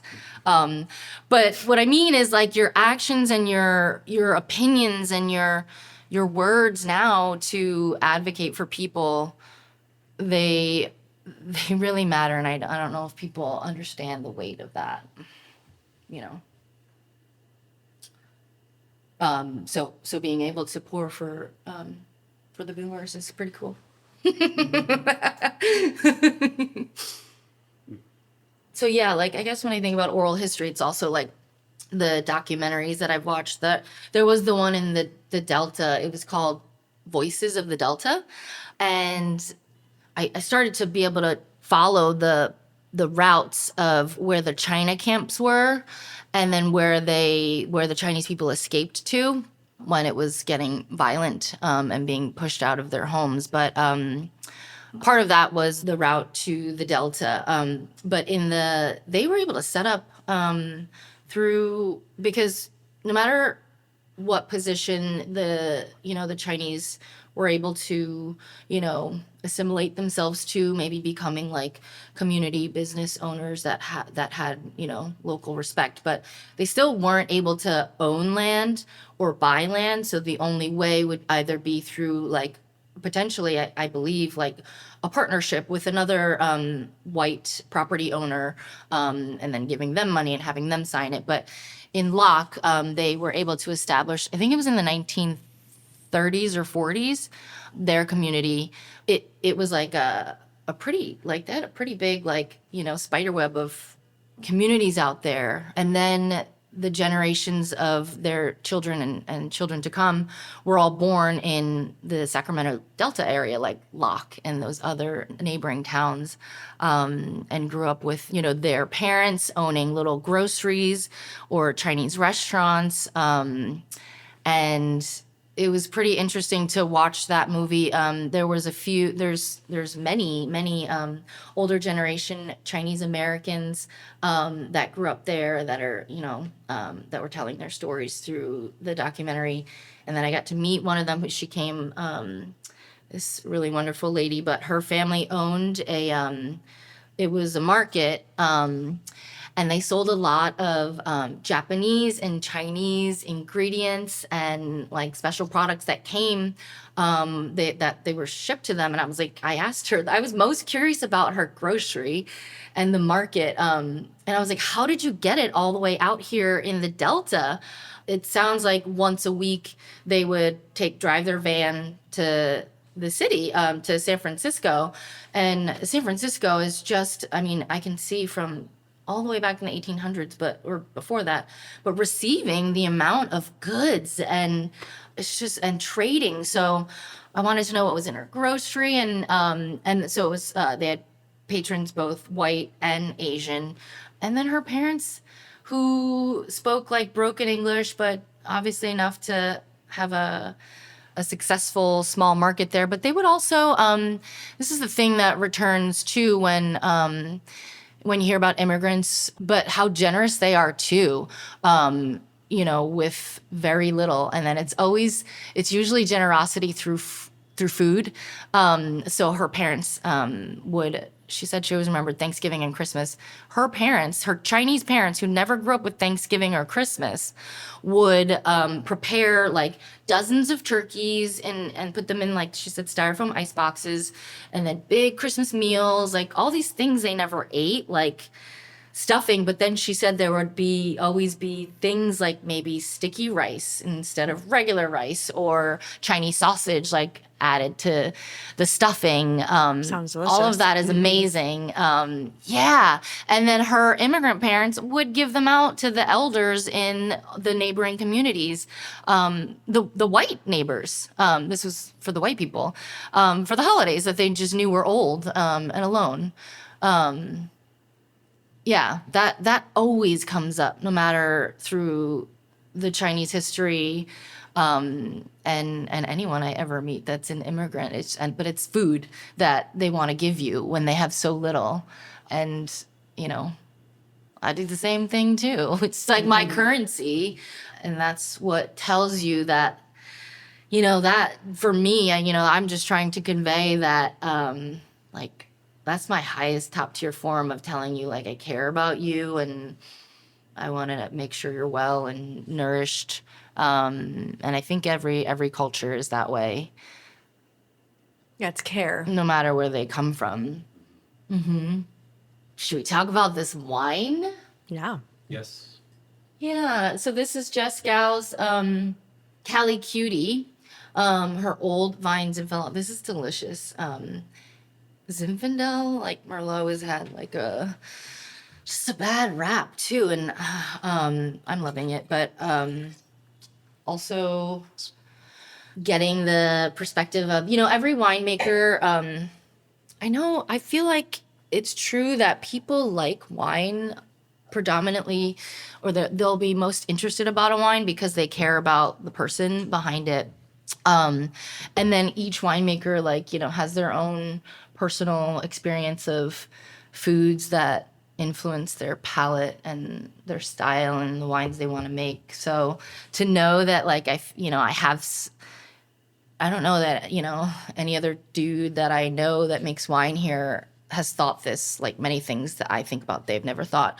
But like, wow, like Jess is like a girl like me, and so like, yeah, she has the same sensory palate and taste buds that like I do, that I know Jack doesn't have, or nothing against him, but I just mean like a different palate, a different perspective. like She knows what it means to feel like green mala peppercorn, or just like access to parts of her palate and her visual mind of experiences and memories and flavors. You both are visual people, also like artistic backgrounds. Mm-hmm. So there's a commonality there. Jack, I'm just using Jack as an example, but it's okay. But Jack would never think about that, like how much this means to me, the excitement and the which part means to you?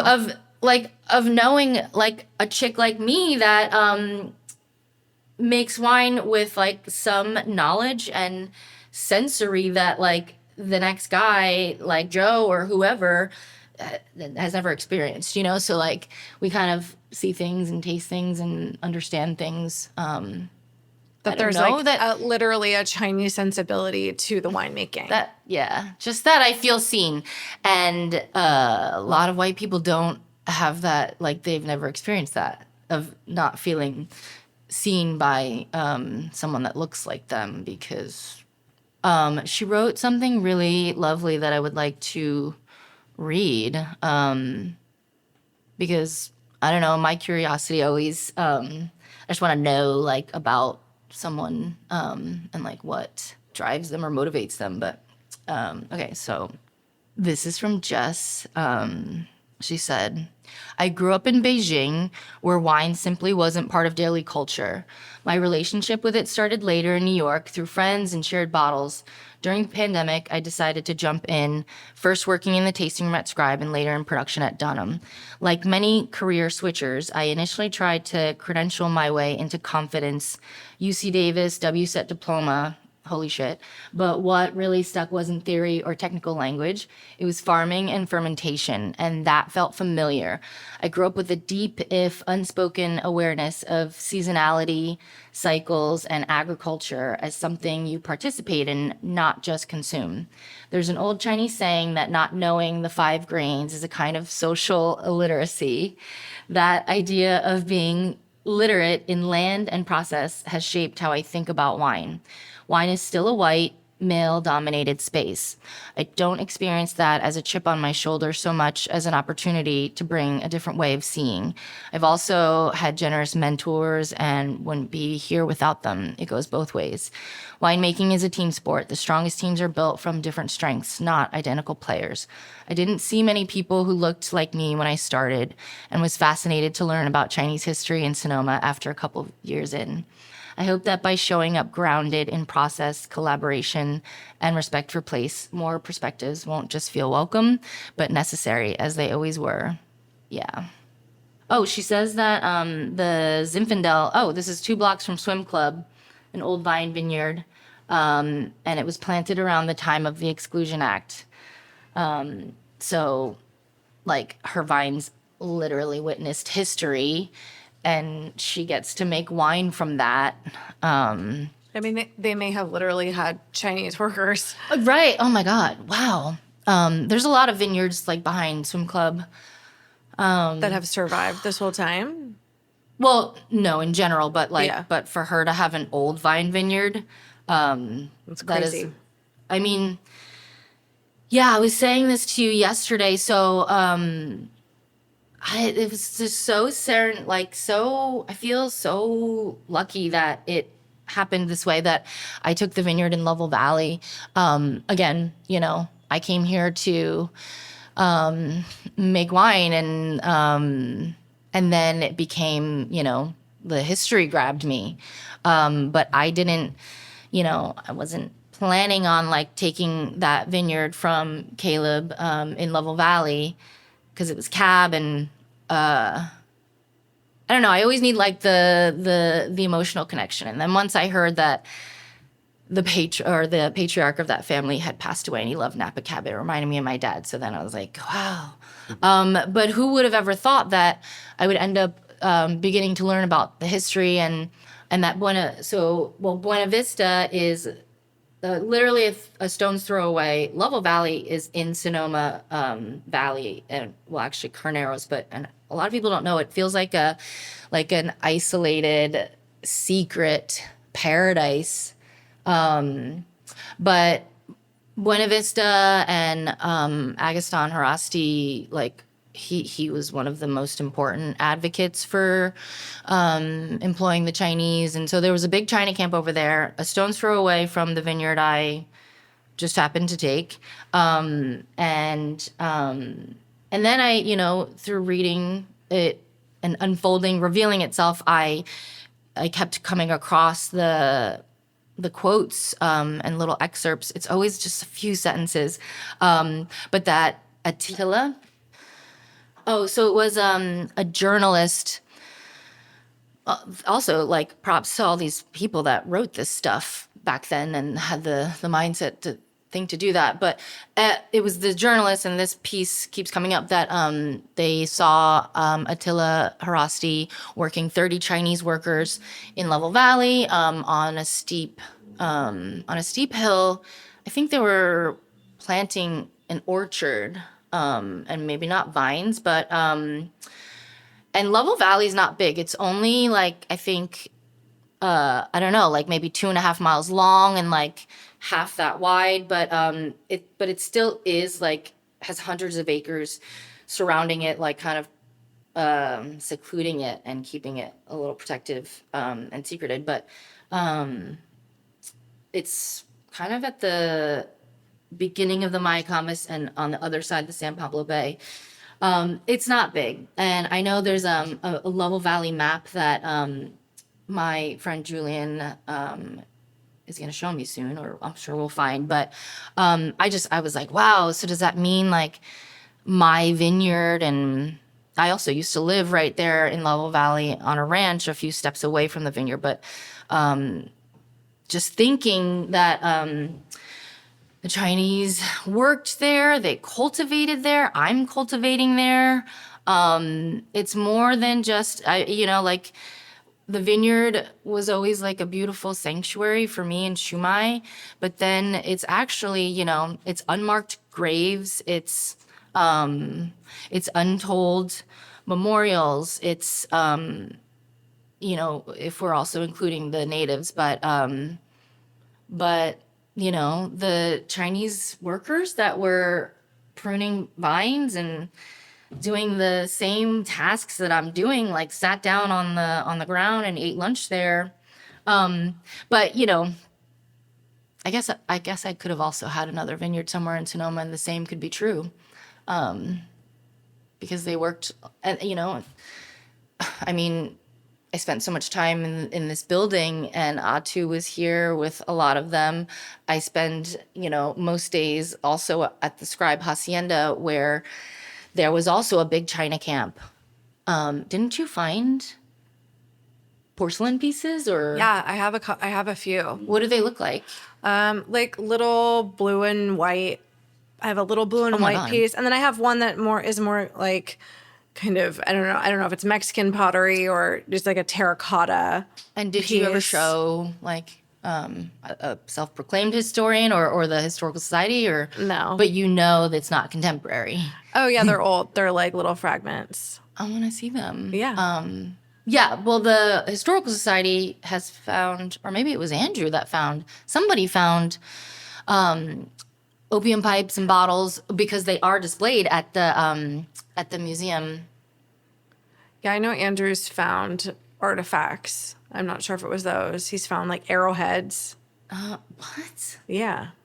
I'm pretty sure. Holy hell. Yeah. Well, it's Arrowhead Mountain, too. Yeah.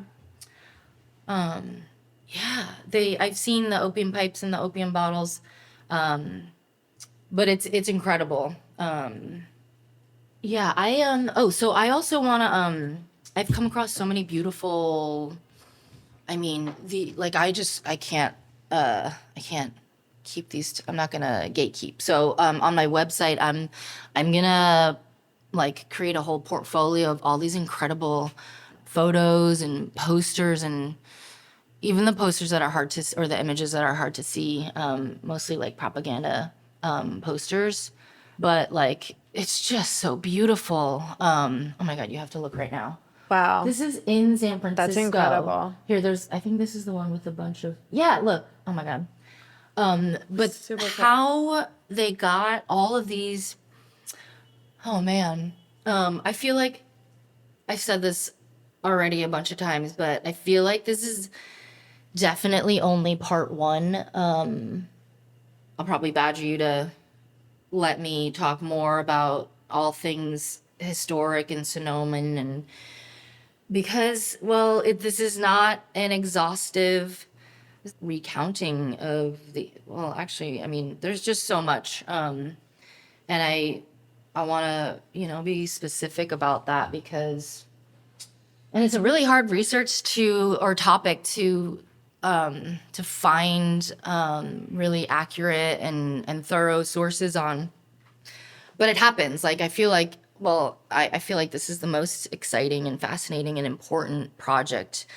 But yeah, it takes time. Like, Well, culture changes fast. people have also like created like semi legends and things that like are entirely not true. And like you were saying, like to understand you have to set the stage or the whole context of like the scurvy, the dysentery, or the 6 month, treacherous, like potentially life ending route, or not just tension or discrimination, but like just wild, like the fear of walking in your own streets, that someone was going to, accuse you of something or do something to you or cut off your hair, your braid. All these same tensions happen right now. Yeah. And, economic opportunity is very compelling for people. And there was, of course, also like social factors in China that like made people want to pursue a life here. Yeah. Regardless of just general economic opportunity. But, the Transcontinental Railroad was huge. People ended up in the Mississippi Delta also for this same opportunity. Yeah. And that's I an did additional hidden history. in the movie Sinners that they featured. Like they recognized and acknowledged that the Chinese were a part of the Black community or in the South out there. And I mean, that is fully accurate. And just what a cool way to highlight it by luring people in through this, amazing movie. Yeah. The scope of how far, like, you can learn, what you need to know about any city in any world by walking on the street and starting in their Chinatown. Because since hundreds and hundreds of years, Chinatowns have begun and sprouted in every city, in every country, on every continent. In Jamaica, they're called Miss Chin and Mr. When I'm in Jamaica, they call me Miss Chin. They call everyone Mr. Chin or Miss Chin. So even doing what we're doing, what we think is small, or it's just in Sonoma, or it's just here, but actually, like, so many people reach out to me, white folks and not non-white folks, but that they grew up with they're Chinese and their family grew up in the Delta in Mississippi or in New Orleans, and will tell me, like, just hearing or seeing something I've said or just that they met me, and then they want to tell me all their history, and there's so much. But then white folks too, like Tina Caputo from Sonoma Mag, and she's a journalist, but she grew up she's white, and she grew up in somewhere in the Midwest, but she said there was this this Chinese dish that they made there, that it's regional to the Chinese, to the Midwest cuisine in, I forget where she's from, Ohio or something, but and then she started looking for it and found that so many people had done research on this too, like that it only exists there, but like, yeah, because of some specific immigration moment, they adapted something, and or Americanized it. Both things. And yeah, that is the most incredible. Yeah. I just love that, and I'm like, I don't know what dish you're talking about, but that it means a lot of this means so much to so many people. Like, so I'm just glad that it doesn't have to be like an Asian woman that walks up to me. It could, because I made them feel more comfortable, but like just this actually makes like anyone queer or young and new in the industry feel more comfortable. That's cool. In every American community, especially in a Western one, there are many spare places at the table of life. They have enough for themselves and for the stranger too. Charles Loring Brace. The first documented Chinese immigrants in Sonoma were likely Atu, a cook, Awe, a tailor, and Ahin, a laborer. Coral reminds me that these were probably not their given names. Perhaps they were rough phonetic spellings. We'll step back for a moment, though. After arriving in California around 1833, Jacob Lease started multiple trading partnerships, working his way up the coast of the state: Los Angeles, Monterey, Yerba Buena, and finally Sonoma. Earlier than all this, he had worked the trade of the Santa Fe Trail. This same trade birthed the westward travels of William Wolfskill of Los Angeles and George Yount of Yountville and countless others. Lis is somewhat famously the second resident of Yerba Buena, following only Captain William Richardson. He hosted the first 4th of July in California at his home in Yerba Buena. This home was erected in just a couple of days. He received the lumber on the 1st of July, and by 10 a.m. on the 4th, the home was ready. It was the first private building erected in the city if you don't count Captain Richardson's tent. He had it built for about $440 and considered it a good trade. It stood near the intersection of Grant and Clay. Today, that's the heart of SF's Chinatown. His trading in the city grew steadily, working with the hides and tallow that made up a large part of the currency of the Californios. Becoming a Mexican citizen and marrying into the family of the most famous Californio, Mariano Vallejo, gave him further inroads into Alta California. After his marriage to Maria Rosalia Vallejo, Lis sold out to the Hudson Bay Company and relocated north to Sonoma. There he continued trading and served as the alcalde or mayor in 1844 and was taken hostage along with Vallejo during the Bear Flag Revolt. Thomas Larkin of Monterey and Lis would reestablish their trading relationship. He would travel to Hong Kong and the Canton province on the brig Eveline in the service of trading in 1849. There he would bring back goods for a shop, located at the present Valley Bar and Bottle location. It was built in 1836. He would also bring back the 3 indentured servants, Atu, Awe, and Ahin. Each had a 3-year contract to work for Lis, signed on July 28, 1849.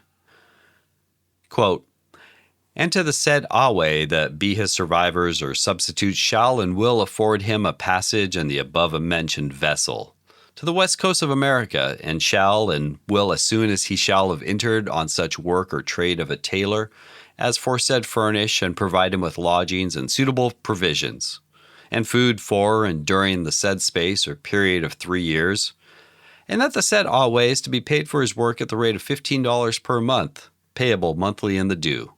Unquote. The contracts were all very similar. One had a provision that Lis would provide assistance if they wanted to return to their family in China. According to another early California trader, William Heath Davis, the earliest Chinese citizen to arrive in California was in 1838 as a cabin servant for Captain Nye on the trading ship Bolivar. It seems like the man would stay only as long as the ship did. Davis would never be a friend or fan of the Chinese immigrants, going to great lengths to convince his friends of the same, including tours of the least desirable parts of San Francisco's Chinatown in order to sway their opinion. At least as early as April of 1848, the California Star paper noted that 2 or 3 Chinese were in San Francisco and that a large immigration was both expected and would be welcome. Mechanics and cooks were especially desired. My best guess is that these were 2 men and a woman that came on the ship, the Eagle. In a March 1850 issue of the Daily Alta California, San Francisco's newspaper, we hear how well the melting pot is working. The community of San Francisco is a perfect olla podrida, although its principal ingredient and general character are American. Let anyone place himself in any one spot for half an hour, and he will see as many casks as were ever dreamed in his philosophy. And yet, there is no clashing, no interference, no national, sectional feelings engendered, and a better regulated community never existed. Perhaps because San Francisco grew up so quickly with so many from every corner of the earth racing in, no one group felt like they belonged more than the others. Ethnic identity in the pre-US era of California could be very flexible for some groups. Many landowners were well versed in switching between their newfound Mexican citizenship persona and their original ethnicity, Irish, English, French, etc., or American when the need arose. At least in the early days, it was an advantage that the Chinese never had. The Sonoma Valley of the 1850s was in somewhat of a depressed state. No gold was nearby, and other locales that were easier to farm and closer to the action were becoming the breadbaskets. Wheat, barley, potatoes, onions. All were tried, but none of these would become staples for the valley, and hops hadn't yet been introduced yet. With the earliest plantings of vineyards in American Sonoma Valley came a reliance on Chinese manual labor. Mission San Francisco Solano had planted vines with the help of Native Americans around 1834, and the Californios and Mariano Vallejo would continue to tend and expand these plantings. Vallejo alone had 13,000 vines on his La Crema Montes property. 4,000 more vines were planted about 1852, maybe a little later on the estate of William McPherson Hill with the help of Chinese labor. Probably some of the first non-mission vines in the valley. He had obtained Peruvian cuttings of Rosa de Peru, Italia, Chasselas, and Black Hamburg from an auction in San Francisco. These same Chinese workers likely helped plant his famous peach trees even earlier than the vineyard. Both were hard, manual labor, relying on picks, shovels, axes, and strong backs to clear the dense chaparral, grasses, and oaks. It was all virgin land at that point. Lees himself had made wine in Sonoma even earlier, back in 1841, using cowhides and Native American labor from his vineyard near Sonoma Creek. Word of the Chinese laborers' work would travel, and they became the largest source of labor in early California. At first, they trickled in, a couple hundred a year, until 1851, when the Chinese population cracked 1,000. They were mostly welcomed by the state, as shown by the Alta California paper. Quote, "These celestials make excellent citizens, and we're pleased to notice their daily arrival in large numbers." Unquote. Then they poured in. The Gold Mountain, as California was called, lured a huge number of immigrants from the Canton province. They were joined by immigrants from nearly every other country, Chile, Australia, England, and American citizens from across the country. The contract labor system that Lees employed was among the most popular ways for Chinese immigrants to make the move to California. They would give a few years of their life and labor in exchange for their passage. Once here, they would be overseen by a Chinese labor boss in charge of handling their contract, deducting money for goods and services, and paying out money owed. Abuses were very easy to work into the system, and at times it could be little better than slavery. In the search of Gold Mountain, Chinese miners had been working in Tuolumne County as early as 1849, and problems soon arose between the different ethnic groups. Success in the mines could breed jealousy, and in many areas the easy, surface-level placer mining played out really quickly, leading to claims being jumped or miners finding new occupations. Some moved into trading or dry goods, opening general stores, others into day laborers or farming. To some jealous types, the Chinese working in the mines could be seen as taking money out of their pockets, and farming didn't seem to have the same competition. When Agustin Harassi purchased the 560-acre vineyard farm property, it only had about 12,000 vines on 16 planted acres. This land at one point had passed through the hands of Jacob Lees also. Still, it was good for nearly 20% of the vines in the valley at the time. The mission vines were mature now, having been planted with the help of Native American labor way back around 1832. There was a small amount of wine being made, but much of the harvest was being sent to San Francisco. He would rename it Buena Vista, and new plantings would start the next year. Ho Po, a labor contractor based in San Francisco, would become the go-to middleman for Harassi and his Chinese laborers.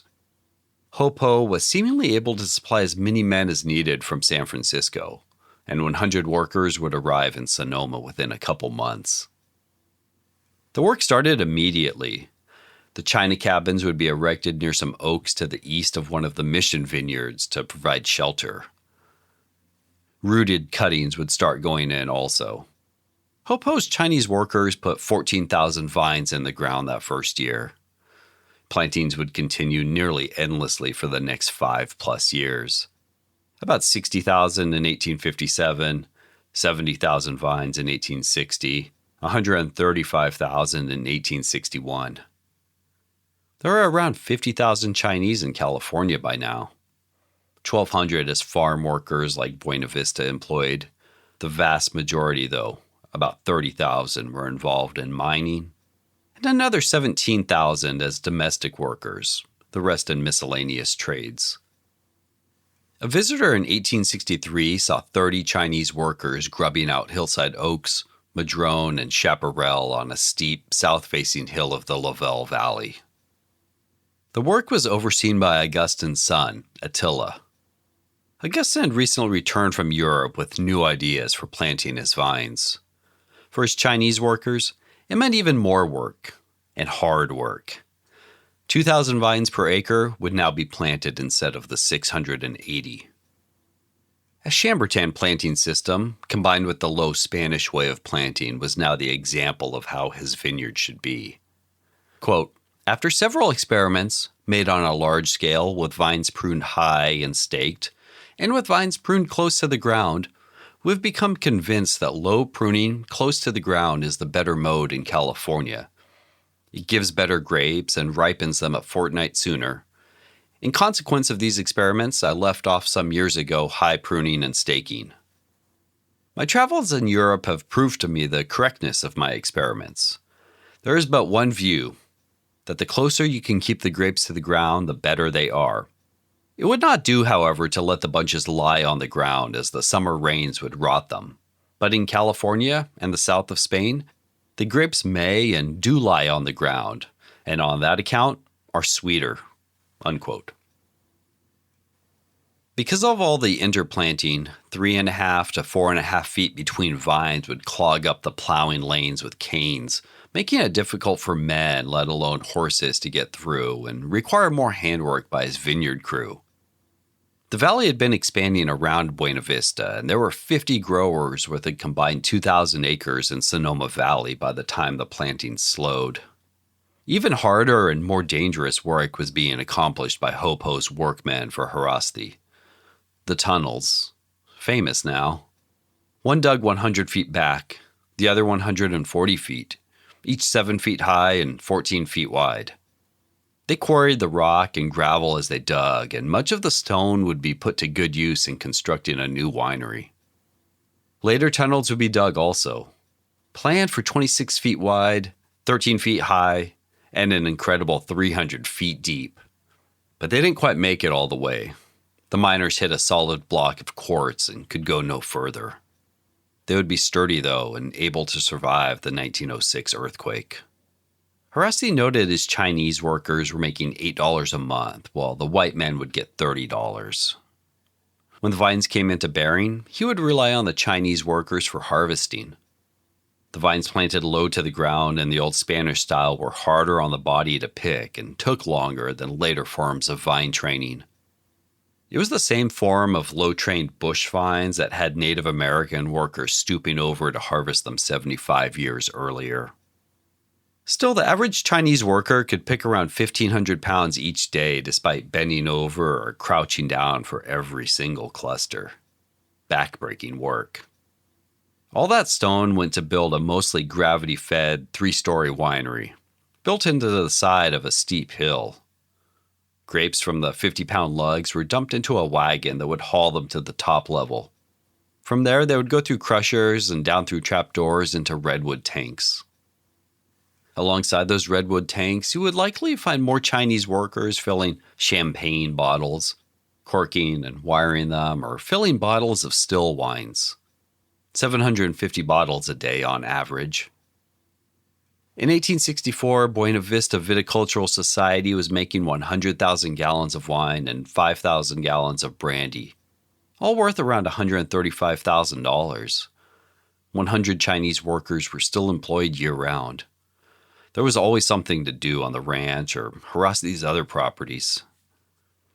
The next task he had for them would be starting to reclaim 8,000 acres of swampland a little further south of town for Herasti's Tule Land Company. Levees were built up by his laborers to rid the land of the water and mud. over 10 miles of levees eventually. Cranberries, asparagus, cabbage, hemp, flax, rape, tobacco, and rice were all planted after the land was reclaimed. If by chance there wasn't work to be done, Buena Vista would sometimes hire their Chinese workforce out to neighboring vineyardists. Through this and visitors to the ranch, the quality of the work the Chinese were doing was noticed. By about the middle of the 60s, the going rate was $18 to $20 a month for Chinese labor, with room and board included. Or, more often, much more often, $1 a day if they boarded themselves. Those white workers doing much the same tasks would get about $30 a month, room and board included. Later, we'll see how this played out in a more practical way. Here's Coral with some thoughts. It's pretty mind-blowing, but to have this, I mean, I always had, got drawn in by emotional connections to places, but or sentimental reasons, but then to have a real connection that the labor and the tasks that I'm doing, I'm pruning at a certain time of year, that I'm just doing all the same things and walking the same steps that the Chinese workers did in the same landscape. Like we said, already, that Level Valley is not big, and so even though I haven't yet looked at the map exactly and maybe when I do see this, it'll say people's names, or I'll know where my vineyard is on this 1800 map. But Level Valley's not big, so I lived there, I farmed there, and I always saw the vineyard as teaching me. First it was teaching me about, or it had things to say to me about its cycles and the, which are the weak parts. But then it was teaching me so much more. Well, it taught me patience more than anything else. And then it began to teach me things beyond the soil and the weather, but all of this history that was even more sentimental than I thought at first glance. And then just a real connection, and gave me real meaning, and brought so much deeper meaning to what I do. Beyond, first it began as making wine, and I'm farming, and I'm really in tune with this land here, and I'm keeping the water clean because we live here. Yeah, it connected me to my own heritage, things that it was just amazing. I wanted to learn more about my identity and why, and I was astounded to see that my representation meant something to other people too. It's like a classroom, or while it was teaching me, and then I began to have people ask me to teach them. So then I'm teaching others in the same vineyard. It's so many things. It's wild. It's not just a pretty little, sometimes mangly vineyard, but it's an unmarked grave. It's an unacknowledged memorial. It's a grave site. It's a place that the Chinese workers too, where I sat to eat lunch, they did the same thing. So it has a lot more significance to me, more and more and more. Colleagues of Hrostes had caught on to his use of Chinese labor. The Dressels and Gunlocks arrived in Sonoma not long after the Hrostes. The Caddy, Chauvet, Stewart, Warfield, and other families would start to fill in the valley, many finding themselves linked together. Emile Dressel was even superintendent of Buena Vista for a time, starting in 1866. He's one of our sources to confirm that the vines were generally pruned to about 18 inches, maybe 2 feet high. Low enough that to bend over or stoop to pick hundreds or thousands of clusters a day to get 1,500 pounds could be exhausting. The Dressels would have a long relationship with Chinese labor. Carrie Burlingame of Sonoma gave a later recollection that Emile Dressel's son Carl still had a Chinese cellar boss. Quote, "He was the boss. He was the head man," she said. This was probably Jia Hen, who would oversee much of the Chinese labor. Carl Dressel Sr. had about 200 acres planted at the time and would have had around 40 men working for him. Maybe 6 to 10 would be Chinese. They also had a winery worker named Sui who would act more as a cellar hand, doing whatever tasks were needed around the winery, like racking or bottling, or supervising others handling those tasks. Out in the vineyards, they were remembered for grafting vines post-phylloxera. They continued to care for the new vines after. From Dressel, I watched Chinese graft vines, the entire field grafts, varietals onto resistance. I saw them in the field with a knife. They cut the cuttings needed, planted the vines. Unquote. Even before the grafting was needed, Dressel would report that his Chinese workers were out in the field following John Wheeler's directions for applying sodium bisulfide. They would apply it to the base of the vines to hopefully ward off phylloxera. Visitors would note that most of the labor being done by Chinese was in the field. Quote, they were also employed in some of the cellars on account of their not drinking and general steadiness and adaptation for the work. Unquote. Buena Vista ran into money issues in the early 70s, and as the production slowed, many of their workers found work at the Rhine farm of Dressel and Gunlock and other nearby vineyards and wineries. Phylloxera was ravaging vineyards still, and the planting and grafting skills they had been honing were put to good use. Visitors report encountering Chinese workers installing new machinery and steam pumps for the cellar, while others were suckering vines and some others were dusting sulfur, showing that they were trusted men, able to be left alone, accomplishing tasks on their own without supervision. Young Moon is a name we should all become familiar with, or as he liked to be called, Ah Moon. He was likely the first Chinese man we could call a winemaker and distiller in California. As an employee of the Joshua Chauvet winery in Glen Ellen, his responsibilities far exceeded those of most other Chinese workers as far as we can tell. He was born in 1868 and so missed the very early days, but his father was said to be a pioneering merchant of Glen Ellen. The family connection to the Chauvets may go back to around this time. One account says that Moon's father helped Joshua Chauvet raise his two sons after the death of Chauvet's wife in 1876. Young Moon might have been raised around the winery and Chauvet's sons, and if so, would have had a much different experience than most. Once grown, he would distill brandy, we know, and accounts say he was skilled in matching or blending wines from the different lots. It's said that to his friends he would always remark, "Oh, I'm the best brandy maker they have in Glen Ellen." The grandchildren of Chauvet remember Moon handling most tasks around the winery and distillery that was now distributing nationwide. They also remember Moon had been taught, quote, the processes and care before and after production, unquote. Moon stayed at the winery until about the time of the Great Quake and then moved on to become the steward of the Santa Rosa Elks Lodge for the next 30 years. Their Moon Night celebration had one of the largest turnouts in club history to that point. He served in the role up to the time of his death from the aftermath of a heart attack in 1937. The eulogy at his funeral was delivered by a state senator, and he was the first Chinese man buried in the county cemetery. It was a Christian cemetery and had never allowed Chinese men or women to be buried there before. Here's Coral again.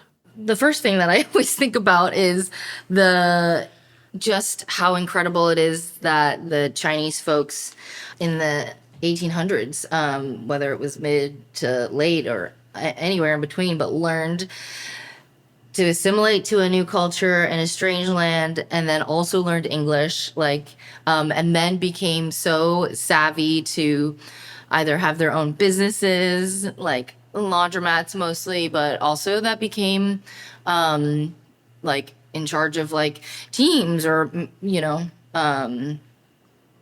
or just managed workers, and it became employment agencies and agents, and that's the first thing I always think about. But then also, to become so trusted when you are the unwanted kind, but to become so trusted that in business relations and, dealings with money and properties and things and responsibilities. But yeah, then to get recognized somehow, whether it's becoming the brandy maker and the winemaker. And I don't know, like I'm just like, that's wild. Like, because as hard as it is now to obtain like equal opportunities. So I'm just that it's so inspiring. That's what I think is like, wow, like I think, we think we have it hard. I think I have it hard, but like they did it. And also like there were women that became business owners, like also the amount of hurdles they had to get over, because we've talked about people didn't want to know. They didn't want to be transparent. They didn't want to show that their wine was made by Chinese hands, because it wasn't good for business. It wasn't good marketing. It wasn't a good image. So again, for Young Moon to become known for his brandy and his wine and have this role, like, yeah. So yes, back then we hid that the wine was made from a minority group, and right now we still do the same thing, well, in varying different ways, but that's what I also think of. Many others had caught on to the use of Chinese labor, either for tunnels and caves or pruning vines and cellar work. By the 70s, they were all over the state working with grapes. Henry Kohler, brother of Charles, one of the founders of the pioneer wine firm Kohler and Froling, managed the Tokay Vineyard, which would later become more famously known as the home of Jack London. He had 13 farm laborers on the ranch in 1880, 9 of whom were Chinese and might have shared a bunkhouse with 2 of their other laborers, white brothers. They all likely constructed the stone sherry barn on the property in addition to their vineyard work. Ferdinand Vassal Esquire had a home 3 miles outside of Sonoma and south of the creek. It had originally been owned by General Alfred Gibbs. Vassal, on his 350 acres, had over 130,000 vines by 1870. He also had both Chinese and white laborers, although they were lodged separately here. Hrosti's friend Charles Krug of St. Helena would often use Chinese laborers after seeing it firsthand at Buena Vista. After arriving in Napa, Krug had visited Buena Vista as its land was being cleared and vineyards planted. His first use of Chinese labor was to clear 50 acres of land, more than doubling his planted acreage. He would also direct them on the building of William Lyman's 2-story, stone, 40,000-gallon El Molino winery. Krug's vineyard was described as, quote, a large vineyard with a good force of pickers. It looks more like a Virginia tobacco plantation than anything else, the grapevines being about the height of a well-grown tobacco plant and the color being similar, unquote. Krug had Chinese workers that had been with him 3 years, 5 years, and more. The Caddy family and Kate Warfield, both of Sonoma Valley, had Chinese cellar hands. Carrie Burlingame would recall years later, quote, you could trust them. They wouldn't bother your wines, unquote. The Caddy Winery in particular was one of the most up-to-date with wines of the highest quality. Riesling and Zinfandel clarets were bottled in their own California-produced bottles from a specially designed mold. The Chinese workers throughout Sonoma would often be called on to battle any looming frost, using primitive smudge pots or burning that season's cuttings as insurance. They could be working through the night to save the harvest. Perhaps the most famous art piece of early California winemaking is the engraving, A California Vintage, at Work in the Wine Presses, by Paul Frenzenet. I have at least 2 wine books that use it as a cover, and nearly any book that covers that time period at least has an illustration of it. It's a striking engraving. There's a link on the show notes if you've never seen it. It first appeared in Harper's Weekly in 1878 as a companion to an article on winemaking in California. The article itself is okay. Harper's did better work on other occasions. But the painting struck a nerve. And here's Coral. Well, at first glance, I don't know, like, if just anyone would see the Chinese people, but like I can tell like immediately, even though the black and white photo is like pretty cloudy, but like you could tell, like, oh, that guy was Chinese. Yeah, just the travel of information and the perception, and I can see why this could be shocking media. But yeah, people, like we've said this, but people don't.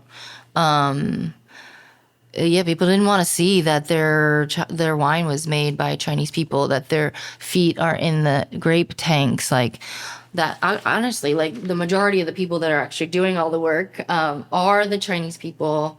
Yeah, but that wasn't the that wasn't my first reaction when I saw it. This was maybe like one of the first cool like pieces of art that I saw like a few years ago. Like, I'm actually just, when I see it, I'm just grateful that this art was created and that things are documented, and that the Asians were included in this piece of artwork that is historic and very telling and representative and important and iconic.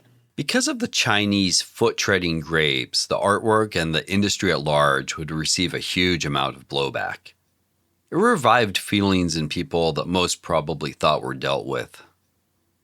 To be fair, most producers had moved to some sort of mechanical crusher by now, and Frenzone did take artistic license, but still. A who's who of producers would disavow the engraving, including Lachman and Jacoby, Gottlieb Grosinger, Kohler and Frohling, Samuel Lachman, and more. They would all deny using foot-tread grapes, and especially grapes tread by Chinese. The San Francisco Call was horrified. Quote, "He has libeled the state, however. A feature in the picture was the number of Chinamen introduced, and especially a gang of celestials who were shown treading the wine press." Unquote. Editors of other papers like the Cloverdale Reveille were horrified of it even years later. Quote, "This favor at the hands of Harper Brothers comes quite timely, for it is still in the memories of our people when they, in their weekly, issued a full-page illustration showing forth the manner in which wines were made in California. The picture was a scene on a ranch, and in the center was a large trough filled with grapes in which 3 or 4 Chinamen with bare limbs were treading out the juice. The engraving alone would have passed, but on another page, a full description of how it was done, explaining how the Chinese manipulated the wine in several delicate processes, was also printed." Unquote. Or the Sonoma County Tribune, quote, "It is not very pleasant to think of dirty Oriental laborers reeking with perspiration, stamping one's tea under their bare feet. Yet the picture is from a photograph from life." Unquote. It was even suggested that foreign wine producers must have paid for this artwork to slander the California producers. The use of Chinese labor was becoming a lightning rod, and pretty soon, boycotts were called for, statewide. I love this quote from a voice against the boycott of Chinese labor. "But the law of boycott is a two-edged instrument, and if it is to be enforced, it can and will be made a boomerang, wounding and inflicting vital injuries on those who first resort to it." By the 70s, Chinese labor was a very significant part of the labor pool of Sonoma and Napa counties. They had also been working for years in Fresno, Santa Clara, Los Angeles, and nearly anywhere else in California with agricultural or viticultural ties. Some wider economic downturns were hitting the wine industry also, as it seems they always were. Producers were struggling to find their footing, and it was a true roller coaster. Many were looking to cut costs where possible, and the cheaper and oftentimes more reliable Chinese labor was enticing. Julius Dressel summed it up for George Hussman. "It is now over 20 years that the bulk of our vineyards have been laid out, and ever since we had to contend with fearful odds to fairly establish this interesting branch of industry. High rate of interest, high wages for white labor. The Chinaman is $1 a day. The unpopularity of the article and its ruinously low prices all combined to make our progress a really thorny one." Unquote. The Transcontinental Railroad, having recently been finished, only added to the labor pool. Nearly every other industry was employing a large number of Chinese, hop picking, fishing, road building, various agriculture, wool and cigar factories, mining borax, laundry, splitting wood, sewing, animal husbandry, digging ditches, building levees, running general stores, butchering, paper or powder factories, domestic help like cooks. They did much of the work reclaiming the bay waters for San Francisco, and of course mining. But the tide was turning and loud voices were protesting about how much Chinese labor was used throughout the state. The Chinese question was moving to the top of people's minds. In Sonoma and Napa, oftentimes it was an up valley versus down valley fight. The towns of Sonoma and Glen Ellen were open to Chinese labor compared to more northerly areas like Santa Rosa, Cloverdale, and Healdsburg. The pay rate had settled on about $1 a day for Chinese labor in the vineyards and wineries. The crucial difference between the wages of white and Chinese labor was that room and board still weren't paid to the Chinese. Governor John Bigler had signed the Foreign Miners License Tax in 1852. There was one even earlier in 1850 that was repealed, but this later one stuck. Supposedly for all foreign miners, it was essentially a $4 a month tax on Chinese and Hispanic immigrants working in the mines. Some felt they should be allowed to stay because of the $600,000 a year the tax would add to the state's bank account. Cities passed laws that were often selectively enforced against the Chinese population. Some would ban cultural practices. Others were just there to make life more difficult, like the Cubic Air Act or the Laundry Ordinance or Sidewalk Ordinance in San Francisco. Newspaper editors like M.A. Peabody of the Sonoma Democrat rallied against the Chinese. I need to edit this quote down because I'm not saying some of the words in here. Democracy, with her broad and liberal principles emblazoned on her spotless shield, has taken the field against the black knight of fanaticism. There can be no spectators in this fight. All must be combatants. And those who are not for us are against us. Fall in, Democrats. Unquote. Random violence could pop off at any time against the Chinese also. Like here in Sebastopol. A Chinaman is reported to have been severely beaten by two young white men at Sebastopol one day this week. It seems John did not obey the word of command to get out of the way quick enough to suit the hot blood of the youngsters, and they gave him a beating. Unquote. In 1854, Chief Justice Hugh C. Murray had added Chinese and all other Asian groups to an 1850 law that said black, mixed race, or Indians were unable to testify for or against a white man. Murray's reasoning, besides outright racism, was that if you allowed them to testify, they might want to vote, be on juries, or even run for office. The law essentially made it open season on violence against Chinese. Like this other event from the same time, headlined, "A Mean Trick." A white ruffian pushed a Chinaman off the platform of a streetcar. The poor Chinaman fell under the wheel and had a leg crushed from the foot to the knee. Unquote. Despite this, it was found by many employers that their Chinese labor tended to stay longer and was overall more reliable. We heard about that earlier from Charles Krug. In the 50s, it was a real issue that white workers would come and go with word of new gold strikes, leaving the vineyards and fields for potential riches in the foothills. Others would work for day wages before moving on.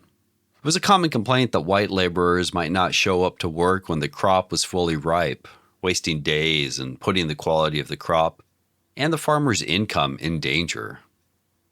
Among white laborers, the so-called stoop labor of bending over or squatting down to prune or harvest each low-hanging grape cluster was seen as beneath them. From a visitor to Krug's vineyard, quote, "It is tedious work because the picker is compelled to squat on his haunches, the grapes seldom being more than a foot or a foot and a half from the ground." Unquote.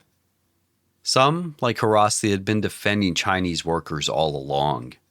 At the second annual fair of the Sonoma County Agricultural and Mechanical Society, He started his long speech with a call for there to be a university focused on agriculture so that information could be disseminated more easily and quickly. Located in Sonoma, if possible. He followed with praise for Chinese vineyard labor from multiple angles. Some excerpts. First of all, we must divest ourselves of those prejudices which make us blind to our own interests. The question I hear on every side is, can a Chinaman work on a farm? To this, I reply yes. Do you believe that Chinamen have no capacity to learn? On the contrary, the people of no country are so imitative as they are. I speak from experience. I employ Chinamen and they work well. Horasli is far from perfect in his remarks and thoughts when we judge him from the present day, but his voice was radical at the time. Some more. By degrees, they will adopt our habits and tastes, will at all times make us good servants, and as the law excludes them from citizenship, no matter how many may come, they can have no dangerous influence on our domestic institutions. Chinamen will perform the cheap and inferior labor. The white men, the better sorts. Nearly 20 years later, another Sonoma Valley resident, Charles Stewart of Glen Ellen, would passionately defend the Chinese in much the same way. This time at the Sacramento Constitutional Convention of California. Stewart was a 49er, traveling to California with the Ithaca Party. Arriving in San Francisco, he would find and squat on 10 acres near Mission Dolores. He and a partner started a tavern called the Mansion House, and Stewart would soon build the first brick building in the city at 16th and Cap Streets. Later on, Stewart and his family purchased 1,000 acres in Sonoma Valley and built a home from locally quarried volcanic stone with the help of Chinese labor. It was named after his wife, Glen Ellen. As the town built up around it, they would rename their home Glen Oaks to avoid confusion. There they planted a 40-acre vineyard that was later expanded like most were, but uniquely it was run in common with the Warfields, whom Stewart had sold 130 acres to. Chinese workers could be seen by visitors sulfuring vines of the combined vineyard or pruning it. It was a very common sight to see Chinese workers out in the vineyards of this part of the valley. The Constitutional Convention of California started on September 12, 1878. Dennis Kearney, the Sandlot orator of the Working Man's Party, was the driving force behind the convention. His goal was to force out the heathen Chinese, who Kearney and his party saw as a threat to the white working class. Kearney was an immigrant himself, from Ireland, further adding to the ridiculousness of it. Ideas of all types were presented to make it harder for Chinese to immigrate to or stay in California. Taxes, licenses, forbidding ownership or owning land, confiscating the property of those who hired Chinese workers, and more. For nearly 3 months, Stewart listened, until December 9th when he spoke. Quote, "I have heard what was said with a great deal of instruction, sometimes with disgust and disappointment." Unquote. He didn't get to say much before he was interrupted by Charles O'Donnell, a delegate of San Francisco who seemed to have it in for the Chinese more than most. O'Donnell wanted to know if it was true that Stewart had employed Chinese. Hundreds of Chinese. Stewart replied, "That is what I'm coming to now. There's not a man in California in my profession, that of farming, but what employs directly or indirectly the Chinaman. The Chinaman becomes your cook. The Chinaman becomes your servant. He becomes your hewer of wood and drawer of water, even in the city of San Francisco.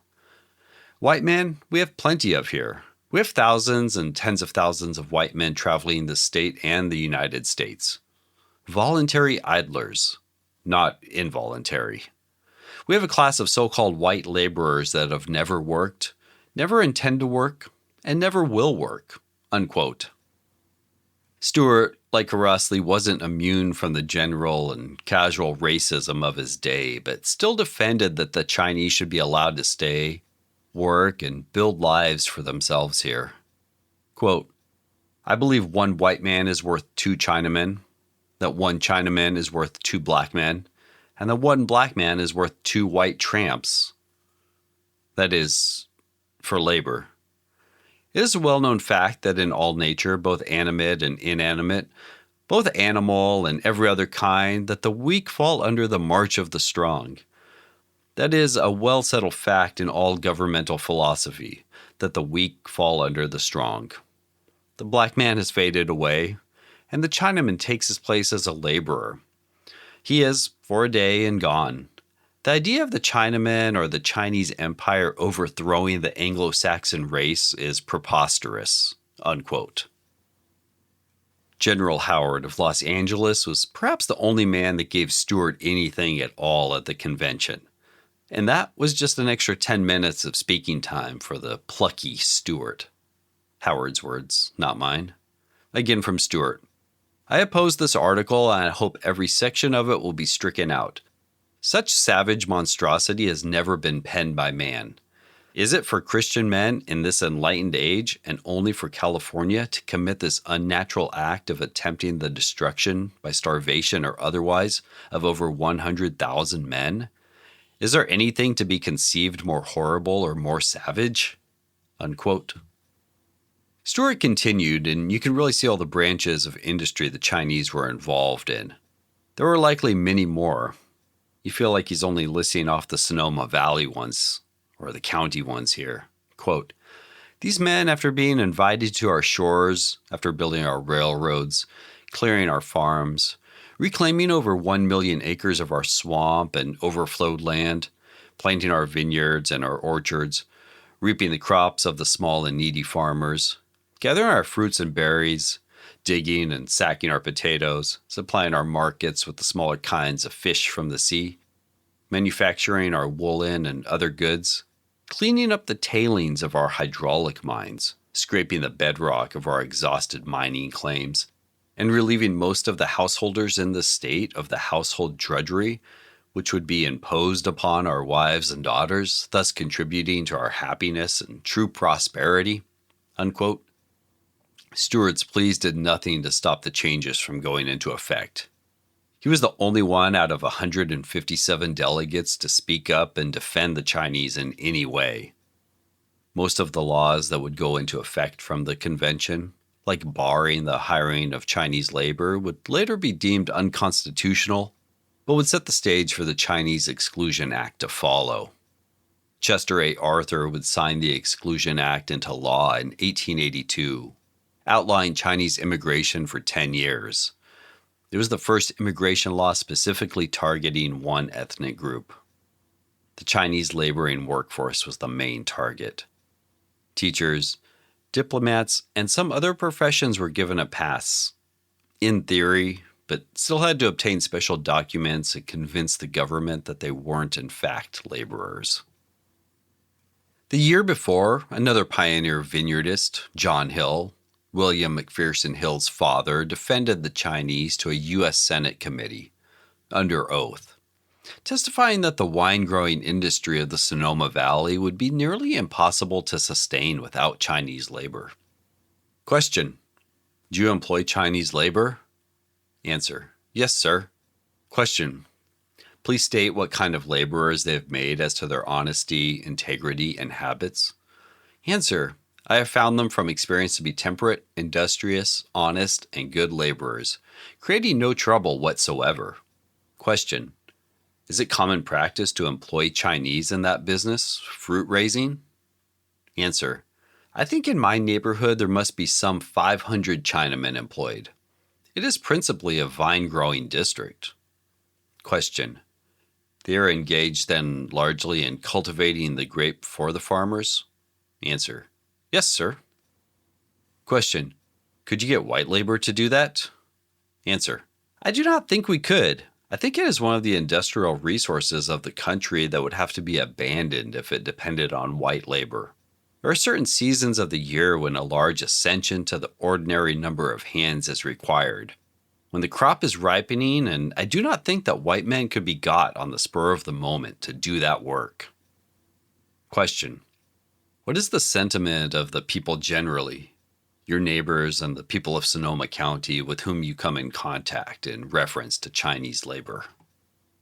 Answer: I think it is favorable if I may judge from circumstances and what I know. Question: Sonoma County is noted as a vine-growing county, is it not?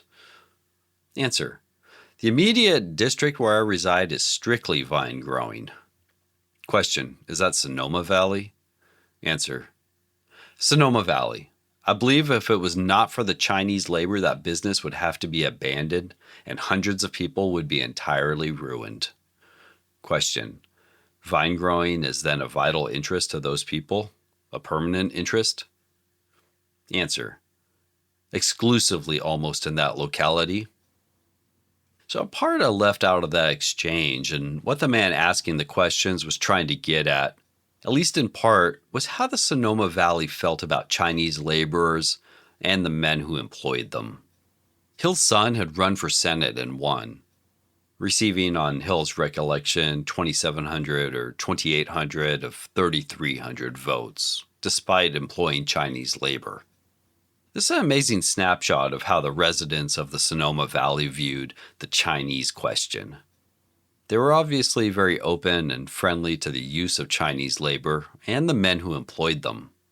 Charles Loring Brace, another traveler documenting the New West, we heard his quote at the beginning of the episode, thought California would have been Nevada without Chinese labor. Essentially, that California was lucky to have this accidental migration from the east, and if they didn't, wheat, railroads, mining, and manufacturing would be nearly non-existent. The same year, there was a full-scale vigilante-led riot in San Francisco where they attempted to burn down Chinatown. And further up the valley in Cloverdale, Freestone, Healdsburg, Santa Rosa, and other towns, the violence against Chinese continued. Many incidents follow a similar pattern of white men attempting to injure or harass a Chinese man, and when he responded to the violence or insults, for them to attack him mercilessly.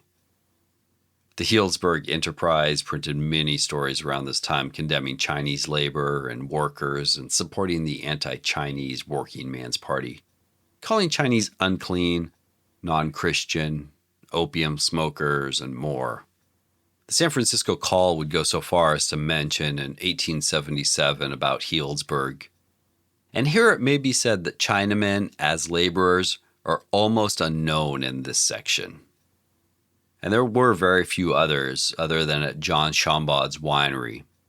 He built the city's first winery between 1873 and 1875 using Chinese labor. They were kept employed and helped process 200 tons of grapes from nearby vineyards that first vintage. It would later become the original Simi winery.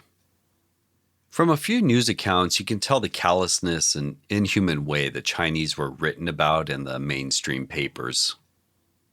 Like this, early 1878. The genus hoodlum in Sonoma seems not to be quite extinct. A number of them recently caught an inoffensive Chinaman and beat him nearly to death.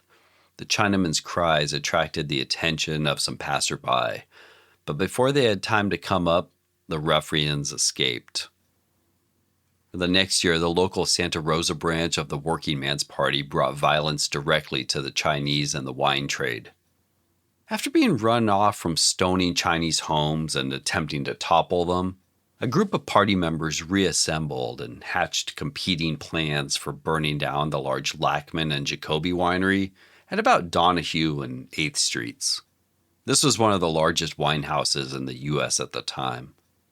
Wines were made here before being sent down to the Lackman and Jacoby cellars in San Francisco for blending and shipping.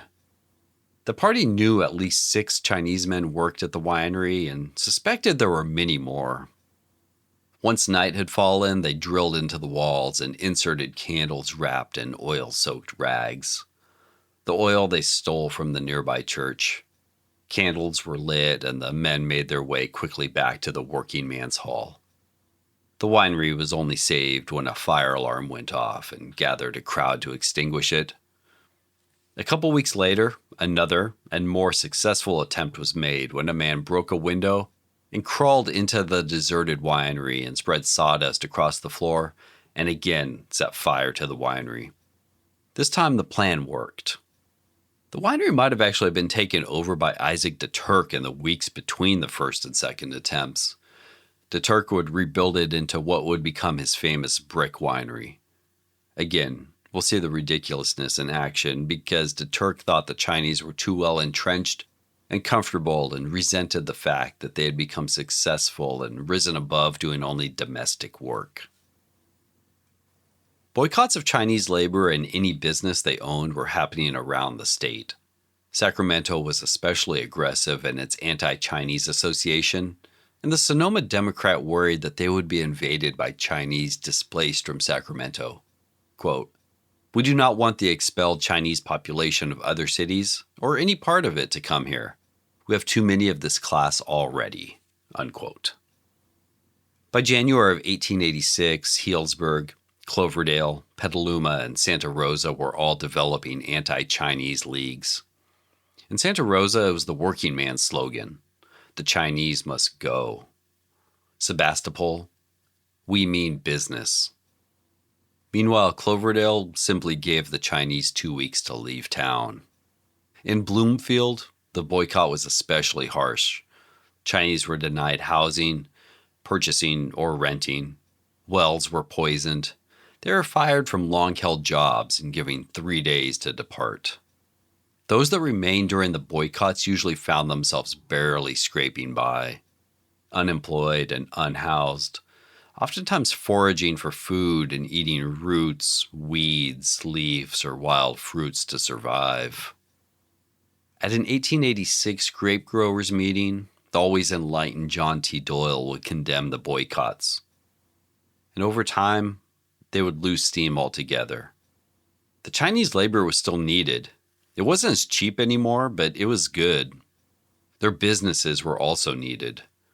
Within a couple years, Chinese-owned businesses would reopen in Sonoma County, even in the boycott strongholds like Santa Rosa. The boycott might be over, but the violence against the Chinese and those who hired them was still present. Sometimes it was just a threatening letter to some Napa vineyardists and winery owners who used Chinese labor, like R.H. Delafield of Calistoga, who had used Chinese labor to clear the land that his new winery was standing on. It's likely they helped build the winery and plant the vineyard also. In portions of both Napa and Sonoma counties, boycotts and intimidation were still common. Farmers found letters and matches in envelopes addressed to them. The perpetrators hopefully getting their point across. Other times it was worse, like when John Bidwell of Chico would have part of his ranch buildings and fields burned and his goods boycotted for employing Chinese workers on his 2,000 acres. A Cloverdale farmer had his property burned twice in 1891 for employing and housing Chinese workers. Backsliders was the term used for these white men who would support or employ Chinese workers.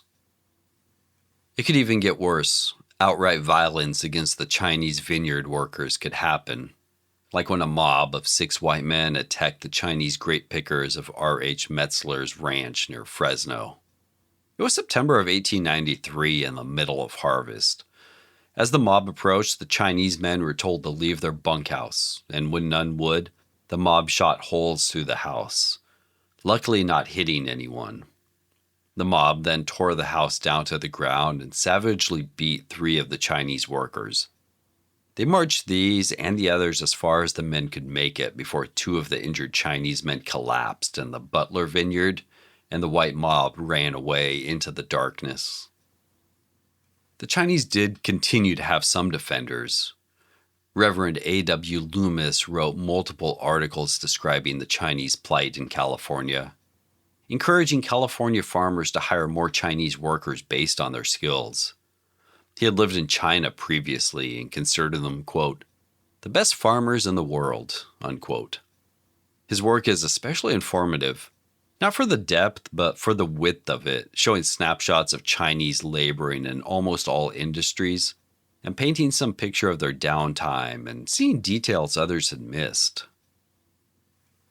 Overall, the timing of the passage of the Exclusion Act couldn't have been worse for vineyard owners and wine producers.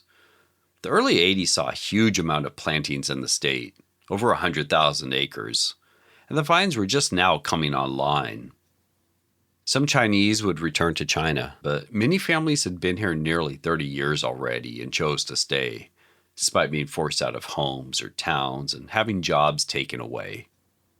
An immediate effect was a labor shortage. Those that still wanted to employ Chinese labor found that prices had risen, and it was easy to notice the lack of seasonal migration from China. Cities like Santa Rosa would enact laws to dissuade Chinese from settling there. Between January and April of 1886, the population dropped from 600 to 100. Ideas to replace the Chinese had been thrown around in periodicals for over 20 years, but now they needed more than ideas. The Santa Clara Valley and some other areas saw school children and women proposed as replacements for Chinese picking crews.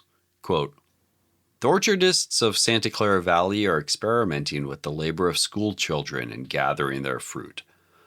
It is a success and so large a crop that they have petitioned for extension of the vacation. A large number of Chinese have been displaced this way. We hope to see all the vine tying, fruit picking, and all such light work in this valley done by children in the near future." Unquote. Child labor, of course, has always been part of agriculture, but it was usually the ranch owners' children out there, not the entire town's missing school. The Chinese farm labor community had always been especially strong in the Santa Clara Valley. Strawberries were their main focus, and it often worked in a split-type arrangement. Workers would pick all the fruit and be entitled to half of it to sell. To keep from flooding the market with fruit, they would at times deny farmers' requests for picking. For the laborers, every strawberry they picked lowered the price. When they struck for 2/3 of the fruit in the early 80s, school children were also brought in to pick. This type of working arrangement wasn't uncommon.